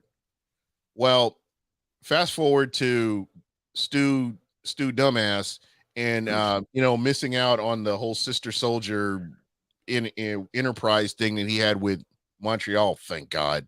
Can't deal with that kind of tourism too much. And what kind of thought processes? I know, because and again, no offense to anybody from Canada. I love you guys, but your Montreal brethren are awful tourists. They're awful to the people here in the Bay Area, and it's because they're French Canadian. Yeah, well, there you go. That's why. So I was just like, man, if this fails, they have no alternative but to come to Tampa, and it's going to happen. So, we were talking about it, and I'm like, you know what? I might as well make the jump now. Go ahead and do it. I've always loved what the Rays have done, whether it's with their farm league. Farm league's incredible. How they draft, everything that the Rays do, just outside of winning a World Series, they've done all the right things. They just haven't gotten to bring it home. Come close, but it just hasn't happened. So finally this year, I got a shirt. I got the Tampa Rays. It says Cigar City on the front of it with the little Rays. I got a hat, and I'm like, man, you know what? I'm all in. There you go. So here I am. I'm the newest of the new Rays fans, and so I'm back in the fold with the Lightning, the Rays, and the Bucks, and anybody else I'm missing, USF. Even though I'm a University of Kansas alumnus, I'm still down with USF. So I'm all Tampa. So here I am. See, I'm trying to be. That's what I've already been alien. I've already alienated myself from the Rays fan base this week on Twitter. I don't. You can you can always redeem yourself when the Rays go to the World Series. You definitely redeem yourself. Well, so here's my thing, and I did this on the show this morning, and this is why I wanted to bring it up to you. Is because it is a polarizing topic. Evan and I talked about this kind of ad nauseum this entire week. Okay. How long do you need to give Kevin Cash before you realize, and I'm not saying that he's not the guy or he is the guy, right? Mm. But how long do you give Kevin Cash before you start holding him accountable for having 40 unearned runs scored, being the second most in the league this season, Mhm. for having a 232 batting average, for being in the bottom 3 of the most errors? And those I are think, coaching gaffes. and I think for me, I love the word body of work. It's one of the things that I always look at. What Mhm. is your body of work for? Whether it's for a season, whether it's for your tenure, Sure. with a team. So to me, what is his body of work? I mean, he could start out slow. I know the Rays in past have started out sluggish and picked it up towards the end of the season. I think what I have to do, I always have to, with emotion and everything, to take a step back, let the season play out, see what he does, because I just don't see where I know there are some cases where you do want to get rid of somebody because they're that bad. But for the most part, do you take a step back, let him get to the season? If you start winning, I mean, after the I would say after the All-Star game, you really have to start taking a really close look at what he's doing, and you have to factor in injuries and some of the other things. But, you know, where do you draw the line? That's a good question, because I always felt like Joe Madden, I don't believe Joe Madden should have been let go, but here we are. Right. And I think that's part of the I've been very, very clear on my questions. And Understood. when I'm asking Rays fans these, and I'm like, look, I'm a Rays fan myself. And I'm Right. just asking these questions of, Gene, you think the Rays are a good team, right? Yes, absolutely. The Rays are a good team. We all believe that they're a good team. ESPN, MLB, Bleacher Report, all of these places say that the Rays are a contender, right? Yeah. We all believe that they are a contender. At what point do we demand a better product than what we are currently seeing? And I That's say that going, I get that it's mid-June, mhm, but if they lose tonight to the Yankees, they are a half game out of 4th place now, right. which is problematic. So my question is not like, do we fire Kevin Cash? My question is whenever I ask what can we do Let to me let get me ask better? Yeah, so let me ask you this, and it's interesting, just kind of playing off of what you said. What is holding a coach accountable in your estimation, as fans, as media? What is your take on holding a coach accountable? I think this also kind of ties into looking at the body of work Right. and say you're 2 years removed from a World Series bid. Hmm. You're 1 year removed from a 100 win season. Hmm. And for lack of better terms, through 40% of the season, you've kind of crapped the bed. Right. Now, and I will say this: you look at the Lightning. Mhm. Before the Lightning went on this juggernaut run that they had, how many times did they get close and fail? How many times did they get to the motherland and fail? How many times did they just kind of sputter and not do what they needed to do before Right. they came on that run? And so, to me, I want to say you have to be patient, because I wasn't a Kevin Cash fan when they hired him. I was not happy. I was still mad that Joe Madden was gone. But what he's been able to do with the team has been great, and it's been fun to watch, where they've played money ball and they've gotten rid of players that I felt like they should have kept, and they brought up players that have come in and done quite well. Mhm.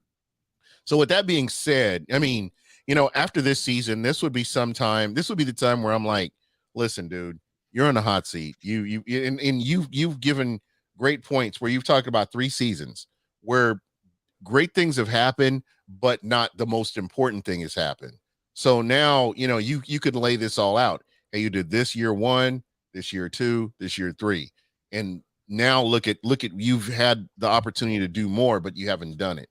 So yeah, Right. I'm with you. Um, and these would be conversations for the off season that you got to go kind of go back and have that conversation with them. Yeah, So that's just me personally. That's kind of how I look at right. it. Especially with And baseball, because it's a different animal than the NFL. right. Well, and maybe I started off on the wrong foot by mentioning Kevin Cash first, Right. because I said I don't think that it matters if it's Kevin Cash, if it's Joe Madden, if it's Jim Leland, rest Right. in peace. I don't think it matters, because the philosophy of the Tampa Bay Rays, I think, is the issue. And I find it very strange Does that for go back our to ownership?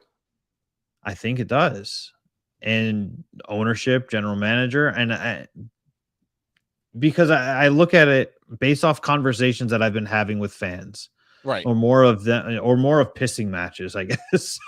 I guess, the one thing that I struggle with, and this is why, like, I had to take time off from social media, time off from just doing shows on a regular basis, is because I don't want to get wrapped up in that. Everybody Mhm. has a right to their opinion. Right. When you come on this show, even if you're whatever fan base you come from, this is your opinion, and I don't feel like anybody should crap on your opinion, whatever it is. Well, yeah. You are investing your time. Time to me is one of the most valuable things we all have. Yeah. And, just when you're investing your time and energy into a team, we really need to, kind of respect what you're saying, regardless. It could be the most outlandish thing in the world, but we should, in fairness, give everybody that opportunity. Yep. And So I'm 100% with you. Be respectful. Like, exactly. Taylor Jenkins and I were going back and forth the other day. Uh-huh. Totally respectful. Yeah. To each other the entire time. Yeah. I shot him a DM and I was like, dude, I appreciate it, because I had other guys that may or may not work for a local radio station down here that were being douchebags. Mm. And then they got upset because, Gene, I'll tell you right now, I am not the bigger person. Oh, you're Richard Petty, huh? If you are going to be disrespectful to me, I'm going to be disrespectful to you back. Yeah. At the end of the day, I've learned to not take it so seriously, or I try not to, Right. unless it's an Atlanta Falcons fan or a Dallas Cowboys fan. Then the gloves are coming off, and I don't care. I just don't care anymore. I actually did a podcast where I had a Saints towel, and it was a Saints towel. I was eating wings. I had my co-host intro into the show. I was eating wings and wiped my mouth with the Saints rag and threw it on the floor, because that's just how I feel about him. Didn't it? When we play Dallas, I do the same thing. I have a Dallas t-shirt that I've taken a magic marker and wrote a circle with a slash through it on, just because those are two teams that trigger me. They Right. trigger me more than, well, no, actually it's not New Orleans. It would be Atlanta triggers me more than New Orleans, but that's for another show. But honestly, there are a couple of, like you, I can't sit here and be holier than thou, because there are some people out there that trigger me. And, I try to have those conversations like you, and there are just some people that just, Yeah. Like I'm happy to debate people all day long. I love talking about sports. I don't care if you've got a difference in opinion. I'm not going to say, well, you don't know this sport, like Exactly. everybody seems to do. Like, you can't put a weight on fandom. You can't. Like correct. Creme Dalla Holly here is a Saints fan. I'm happy that he's in here. He's being respectful. Just sitting here. I see beignets. I'm in. Yeah, there you go. You can't mess up the beignets. Outside of his poor choice in football teams, I mean, the food is amazing in New Orleans, and I love it, man. I've got a lot of friends that are Saints fans, and we go back and forth because I personally know them, and it gets heated. But I don't have a lot of tolerance for Atlanta fans, because they're all delusional, all of them. And see, I feel that way about Packers fans. Yeah, well, now that we're not in the same division as Green Bay anymore, and we're here in the NFC South, I think the one team that's always sets me off is the Atlanta Falcons. Always. It never fails. And there's only two people that have consistently had on my show that represent Atlanta, but that's because they're not delusional. They're like realistic about the way things are. But I had for a while, there was this guy that used to come in and he just would trash the Bucks all the time. And I got to remind him, hey, I want to get one of your world championship t-shirts whenever you guys get one. I'll definitely buy it and wear it. But for now, just shut up, Yeah. and now, thank you, Tom Brady. I mean, how did I know that I would appreciate Tom Brady as much as I do for what he did to Right. Atlanta? He pretty much Completely out of demoralized them. nowhere. Yeah, and now, Atlanta's faced well, I know Matt Ryan is glad he got the hell up out of the NFC South, so he doesn't have to see him anymore. But he pretty much took care of the whole fan base for me. And, I can't help but appreciate the guy. So, Yeah. there is that. But no, New Orleans, I got a lot of friends, Saints fans. I don't take it that seriously, but I do with Atlanta, unlike, other people. And I know there are people that don't like the Panthers. I have a problem with the Panthers. It's just Atlanta. So, anyway. But it's fan based. Yeah, So that's why it's different. Like, yeah. I don't really know too many Carolina Panthers fans, period. I do. And for the most part, they're pretty cool. They're pretty cool. And maybe that's why I don't know of any of them, because they haven't talked out the side of their mouth at me or anything. It's not memorable. It's interesting if you get in the middle of a Carolina Saints argument or a Saints Atlanta argument, it's gold, because they always go at it. It's like we're coming for y'all. And I've had this conversation, with Atlanta fans. I'm like, well, what's going on? You guys always talk about the Bucks. You won all these games, you did all this, but your trophy case is empty. I mean, you're just happy with regular season wins, or you're happy with this regular season trophy? It's like they're the James Harden of the NFL, basically. So Atlanta is the James Harden of the NFL. Can I hop on the statement that you just made? Yeah, absolutely. And I don't want to backtrack us a little bit, but this was what I was asking our Tampa Bay Rays fans. Okay. Is why are we content on holding moral victories, like hanging banners for making the wild card in the Trop, when we view this team as a contender? We're hanging our hats on moral victories of saying, oh, we almost got there, but we don't spend enough money, or we had a lot of injuries. I'm like, I'm a Detroit Lions fan. I know a moral victory when I see one, and that's exactly what these are. Yeah. We are probably the only winning fan base that I can think of in all four major sports that does not view a season that does not end in championship as a failure. Yeah. You grew up a Yankees fan, right? Yeah. And you expect that your expectations are different. Your expectations are totally different. Right. But can you tell me right now, Gene, do you think that there's a Yankees fan sitting out there right now that would not consider this season a bust if they do not win the World Series? Of course they do. They all look at every year. Every year that they're not there. But again, it's a mindset. It's like you said, that's a great point. And I think there are a lot of teams that suffer from this. I don't really know what to, I don't really know how to get it through to them. Like you're right. How do you fix that? I don't know. It's a very weird dynamic, and that's just a question that nobody's been able to answer. Is I say, okay, well, why is it not World Series or bust? And you go, well, we won 100 games last year. Well, great. What does that mean for this year? There's not a banner that you hang for winning 100 games. Right. And well, Kevin Cash is the back-to-back AL manager of the year. Well, that's great. That's fine. But what does that have? Individual statistic. And that's also a regular season award. Ask Aaron Rodgers how many of those MVPs have equated to Super Bowl championships.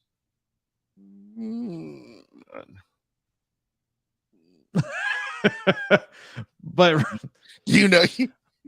I have somewhere along here, I had a stat. Since 2010, only 4 managers of the year in Major League Baseball have even made a World Series. It's interesting that you say that. If you think about it, that's like how many Heisman Trophy winners have actually gone on to win the national championship? Not a whole Right. lot Because they're of regular season awards. They don't and equate to individuals. postseason Yeah. success.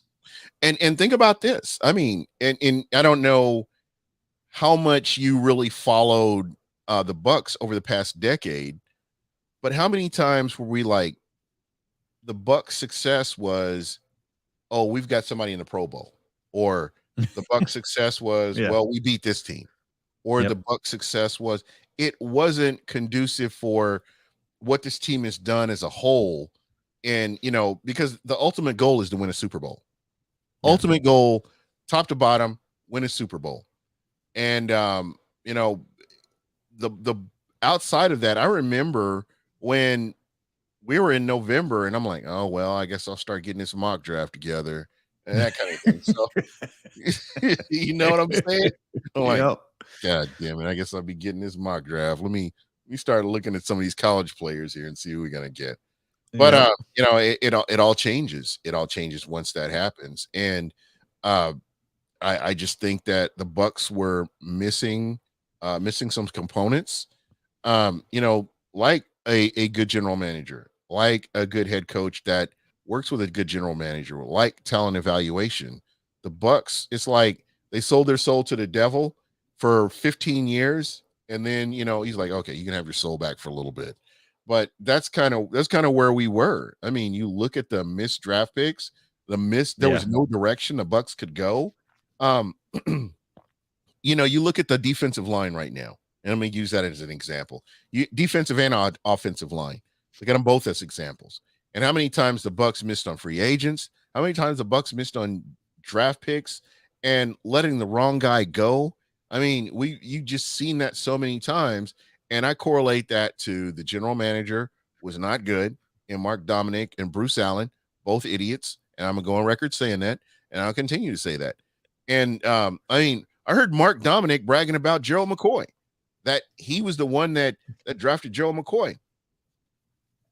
Whatever. And that's just kind of how that's kind of how I view that, man. This guy, he's the bane of my existence. I mean, they messed up with Chip Kelly, and there were some other coaches that were available, but they were keyed in on Chip Kelly, and he decided he didn't want to come here. So the Bucks end up with Greg Schiano, which I could say that because I know KB, my co-host, normal co-host, he's a close friend of Greg Schiano. I don't think Greg Schiano had any business coaching pro football, period. I mean, he was kind of sus in college. I've gotten to see him a few times, and his coaching style against USF when he was at Rutgers, I've never been a huge fan. I supported him because he was the head coach at here at Tampa, but outsider looking in, when you look at his body of work, there's that word again. You see right away that this is a guy that had no business, in the pros. So I agree. I totally agree with you. I'm drawing a blank. That's like Joe Judge. Yes. Who you did what, a 4th and 8 quarterback sneak? And another guy that I loved, and we're talking about your neck of the woods, was Wayne Fontes. Yeah. Wayne Fontes was a class act. He's somebody I wish he could have stayed in Tampa. I mean, I love the guy. Loved him. Wayne Fontes is a treasure in Detroit. Yes. Yeah, 100%. Regardless of, record or any of that. I mean, it was just, he's a guy that, I just think that everything didn't work out. I mean, if you had a good general manager and great talent evaluation, I think you could have probably put something together in Detroit, during his tenure. But again, it is very rare that you see those three components all work together. I mean, you saw it with the Rams, where the Rams were struggling and they finally got it all together, where you have your coach, your general manager, your coach, and talent evaluation, and everything all work together to where they win. And I think that's what it all, to me, in my personal opinion, comes down to as a fan. And I'm only saying this as a fan. Yeah. And by the way, where's the old talent scout for the Rams? Where is he now? Oh, well. Oh, he's the general manager for the Lions. Oh, yeah, that guy. That guy. Did you see that? And I'm not trying to talk Lions here because, like, no, I don't so mind. My old We're talking sports here. But my old job is when I owned Gridiron on Tap with Chris Myers was to cover the NFL as a whole. Right. And I think we So should do that. I think people should familiarize themselves with 100%. things. I can't believe that the Detroit Lions signed Devin Funchess as a tight end. And I say that in a positive connotation because this guy was 1,000-yard receiver. Mhm. He was built like a tight end forever. Right. The Lions already have a great tight end in TJ Hawkinson. And now you're telling me you're going to run 2 tight end sets with a former 1,000-yard receiver with TJ Hawkinson. And then, oh, by the way, you got Amon-Ra St. Brown, who actually I just wanted to talk about this guy. I love that pick. I love what I will go to all 22 and just watch him run routes. This he's the way he runs routes, you would think he's like a veteran.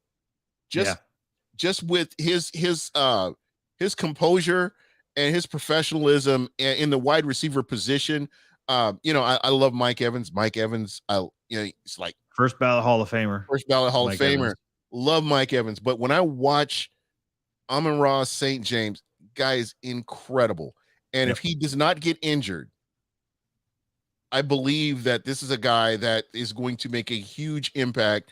You could build your offense around this guy, if he continues on the trajectory that he's on right now.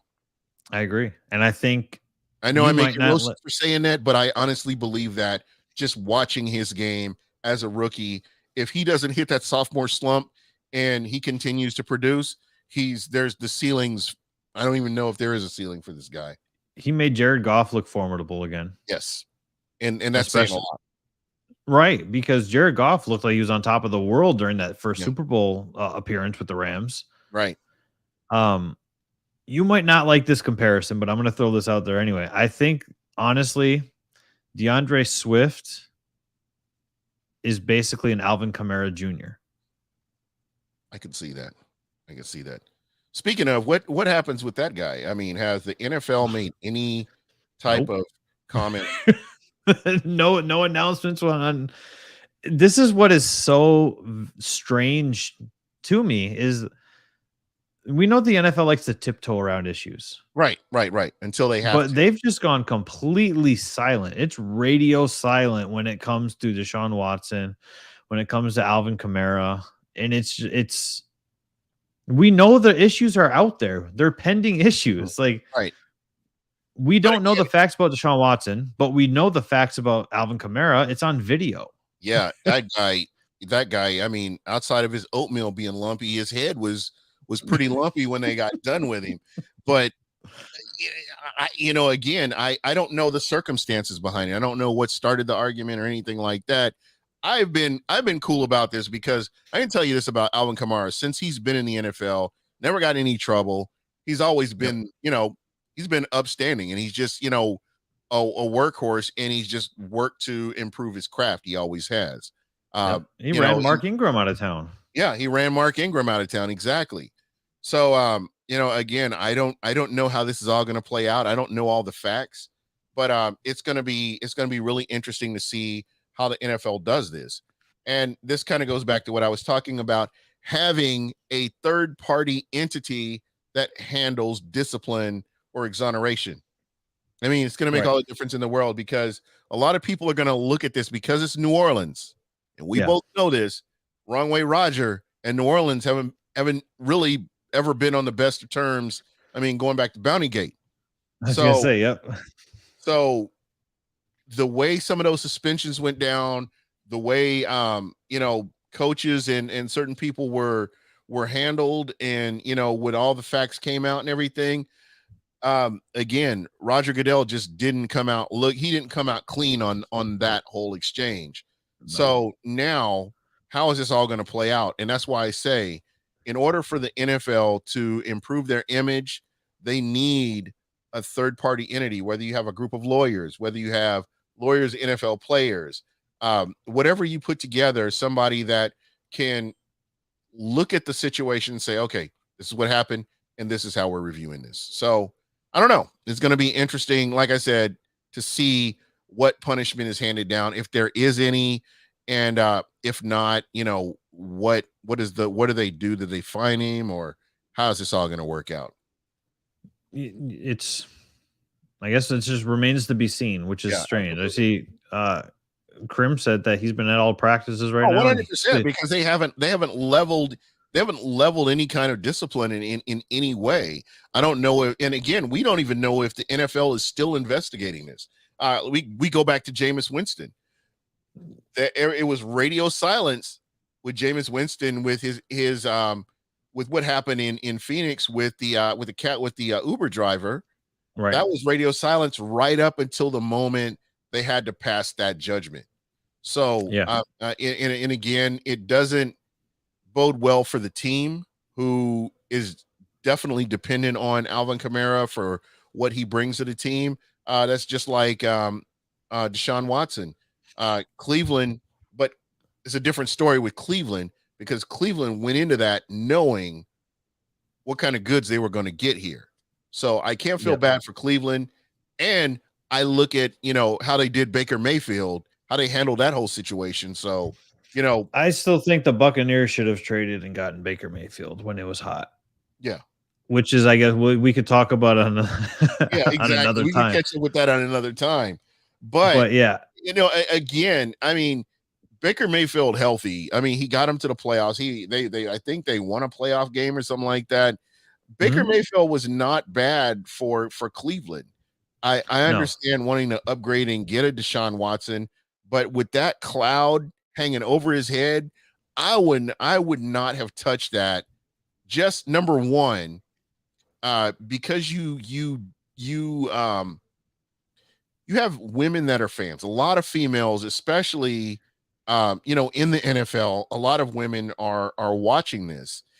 And I think that honestly, Cleveland should have waited until a verdict was passed, all the information was out there available to them before making any kind of decision, because it's kind of a slap in the face to women that, you've got all these issues that are out here. How are they going to handle this?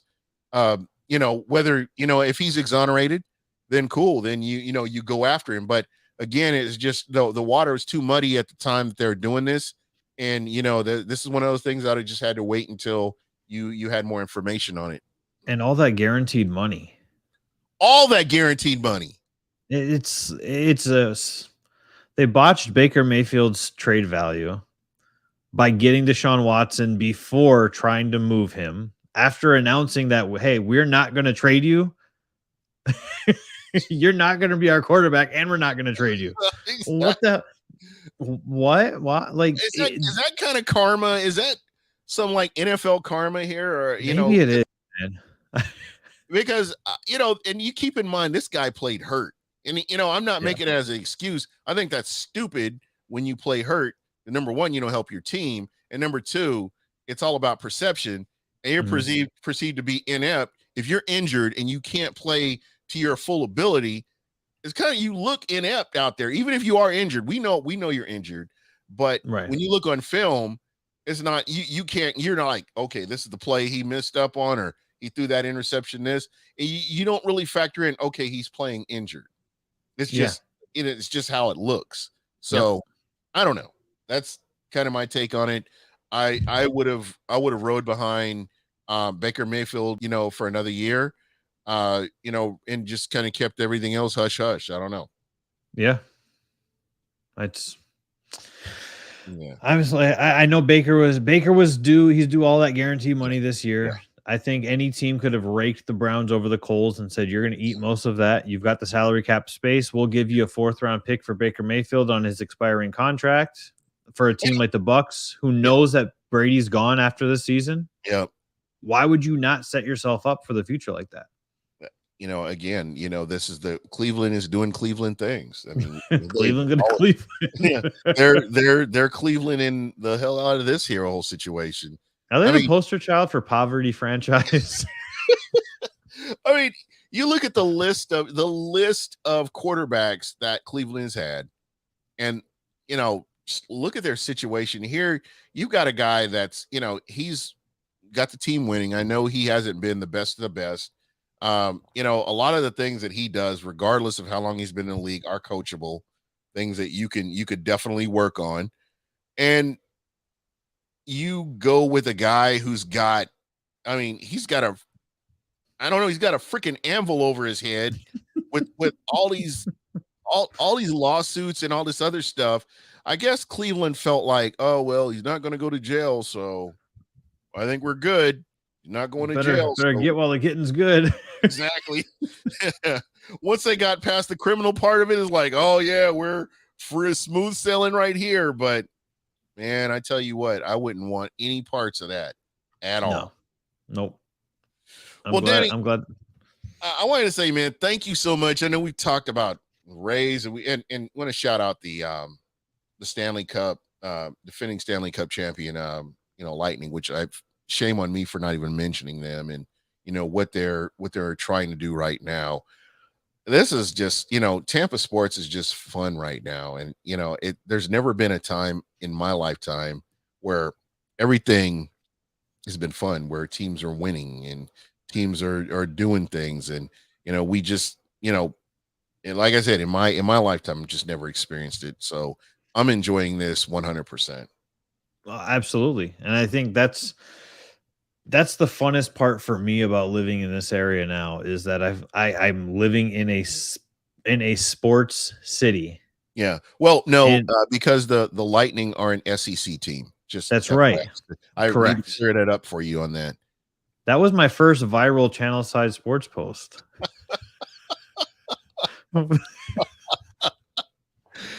Who says that? You know what? If you don't understand the sport, just don't say anything. That's all you got to do. What is that saying? What is that saying? Better to be quiet and thought a fool than open your mouth and remove all doubt. Yes, that is correct, Michael Wilbon. Poor guy. Yeah, I don't know if he was just trying to get people to watch PTI. Sometimes I think they hide behind, oh yeah, I was just trying to get clicks. No, you dumbass. You really believe that in your little mind.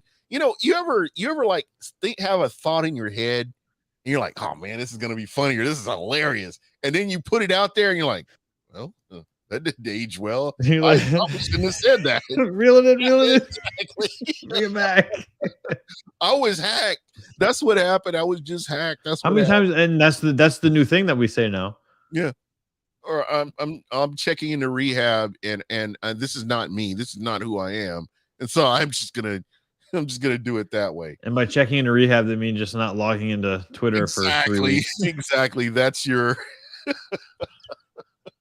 that's your therapy. Well, dude, make sure you tell everybody how they can get a hold of you. You're a great follower. I enjoy appreciate your interactions and everything, and it's great that you're interacting with fans. I think it's something that has been missing, and we, as content creators, whoever you are, we need to get back to that.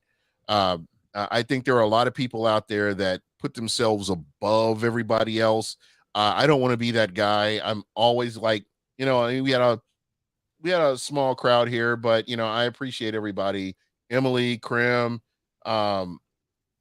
just everybody that's been able to come on here. But again, thank you so much for what you do. Hopefully you can get you and Elle on next time, and we could really chop it up. Yeah, absolutely. So yeah, you can follow search for Channelside Sports on any of the social media platforms, including TikTok. I'm on all the social media platforms. Obviously what we post is Tampa centric as far as posts. Right. I'm limited on time. I'm the one-man show. I do all of our graphic work. I do all of our content writing on the website. I do video editing. I only have so much time, so I'm not going to cover all sports when it comes to like what we post. I try to keep the posts from Channelside Sports kind of business style oriented. I will interact with the fans from there, but if you want more of a personal interaction, follow me, Real Danny B on Twitter. I work from home. I've got a dual screen. I am not afraid to have Twitter open and get the Twitter fingers running on you if needed. But I will keep it respectful and I will keep it fun because, at the end of the day, that's what that's what I value the most and cherish the most, is being able to talk to people like Gene. And obviously I'm talking to you, but I'm talking to them at the same time, Right. to kind of breaking the fourth wall. Yeah. Uh, but where I can talk to you and say, "Hey, Gene, you want to come on the show?" Right. Hey, Gene, you and I might talk about having a show, Yeah. right? Or hey, Danny, you want to come on my show? Yeah. And that's what I think that we are lacking in this area. And you know what? And that's totally fine, because Channelside Sports, look, I'm not going to name drop some other websites that I think I'm not a fan of.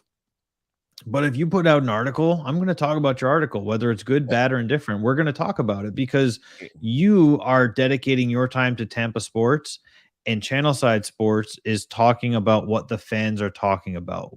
Exactly. And in Tampa, at the end of the day, that's what we all genuinely care about is Tampa.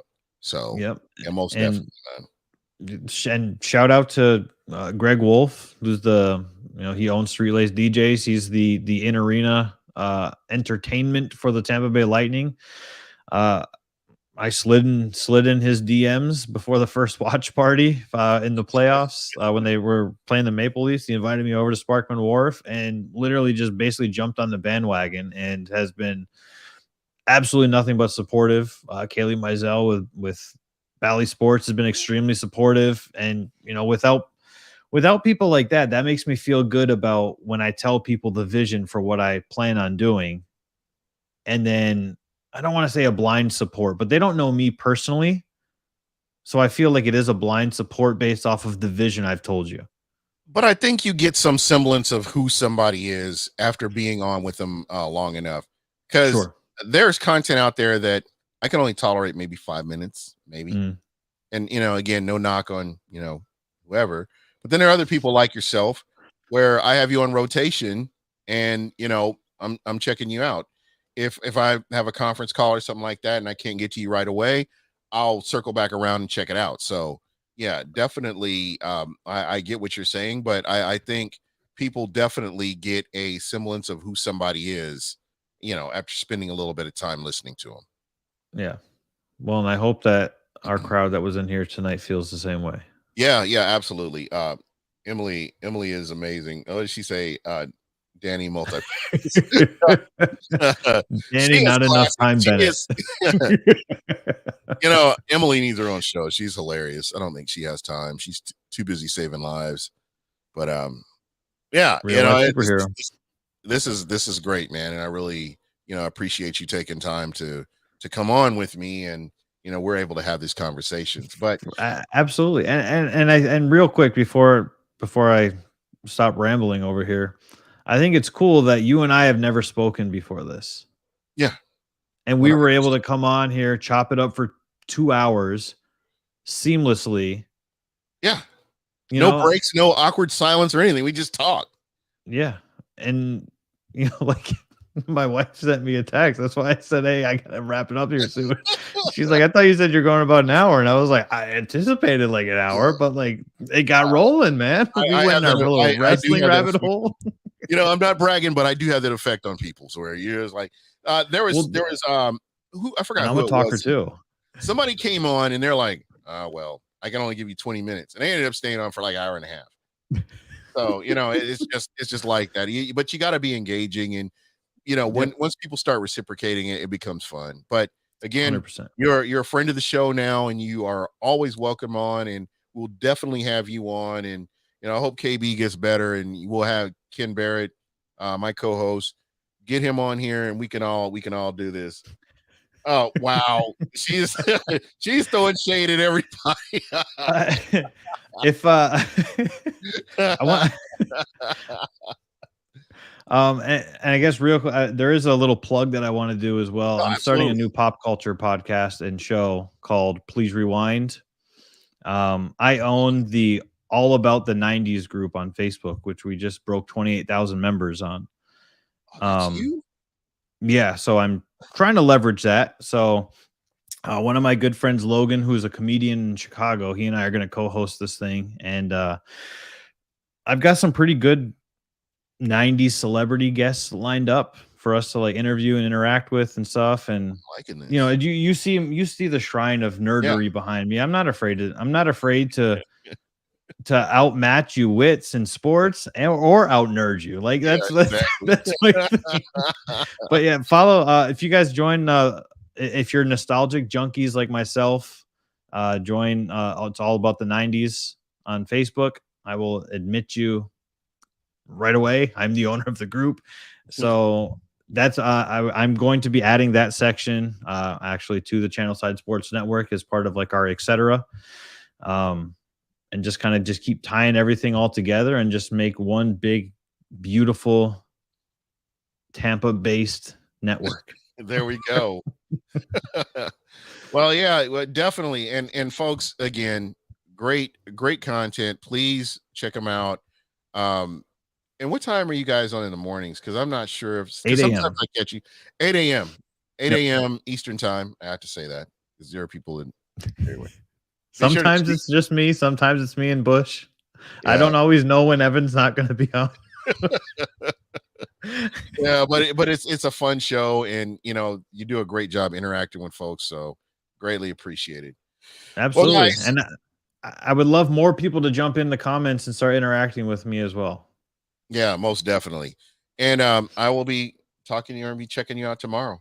I don't have any conference calls. I think my schedule is free until about 10 o'clock your time. So okay. Well, I mean, if you're sitting in the studio, let me know, and we'll bring you on. I've got Henry Yoho from Bolts by the Bay will be on nice. First as we dissect, or I guess not dissect, but preview game 2, which is obviously it's going to be on Saturday. So yeah. We run Monday through Friday, so we can't do it on Saturday. Yeah. I mean, and then we're kind of wide open. I have a feeling I'm going to have to open up my Twitter notifications and see that I'm going to still continue to have to harp on the same Rays topic, but that's fine because that's what fans want to talk about. And I'm okay with that because you know, this is where you need to have a round table of some sort. I mean, yeah. And just get people's thoughts because I think and I like that, you know, like I said, you don't take it personal. You don't feel attacked. You just discuss this. I mean, because that's what we need to be doing is having this kind of discussion. Correct. Yeah. And just for the record, if you're disrespectful to me, I don't take it personally, but I will say stuff back to you. And if you take it personally, then I apologize. But I mean it. If you're going to take shots, I'm going to take shots. I like to have fun. That's what it boils down to. I don't ever take anything personal. I'm not going to joke about your mama. I'm not going to, you know what I mean? Like, I'm not going to say that kind of stuff. Like, oh, and by the way, happy birthday to Tupac. He would have been 51 today. Yeah, it's wild. I just watched that special on Hulu about Suge Knight. What a scumbag he is. So yeah, I can go ahead and say that. You know, it's all about the 90s. But anyway, you better hope that he doesn't follow the show. He's going to come. You know, it's interesting. He went after he got out of prison that last time. He lost all of his juice, so that's when he was getting knocked out and beat up and all that other stuff because he didn't have the muscle that he had prior to going in. So a lot changed.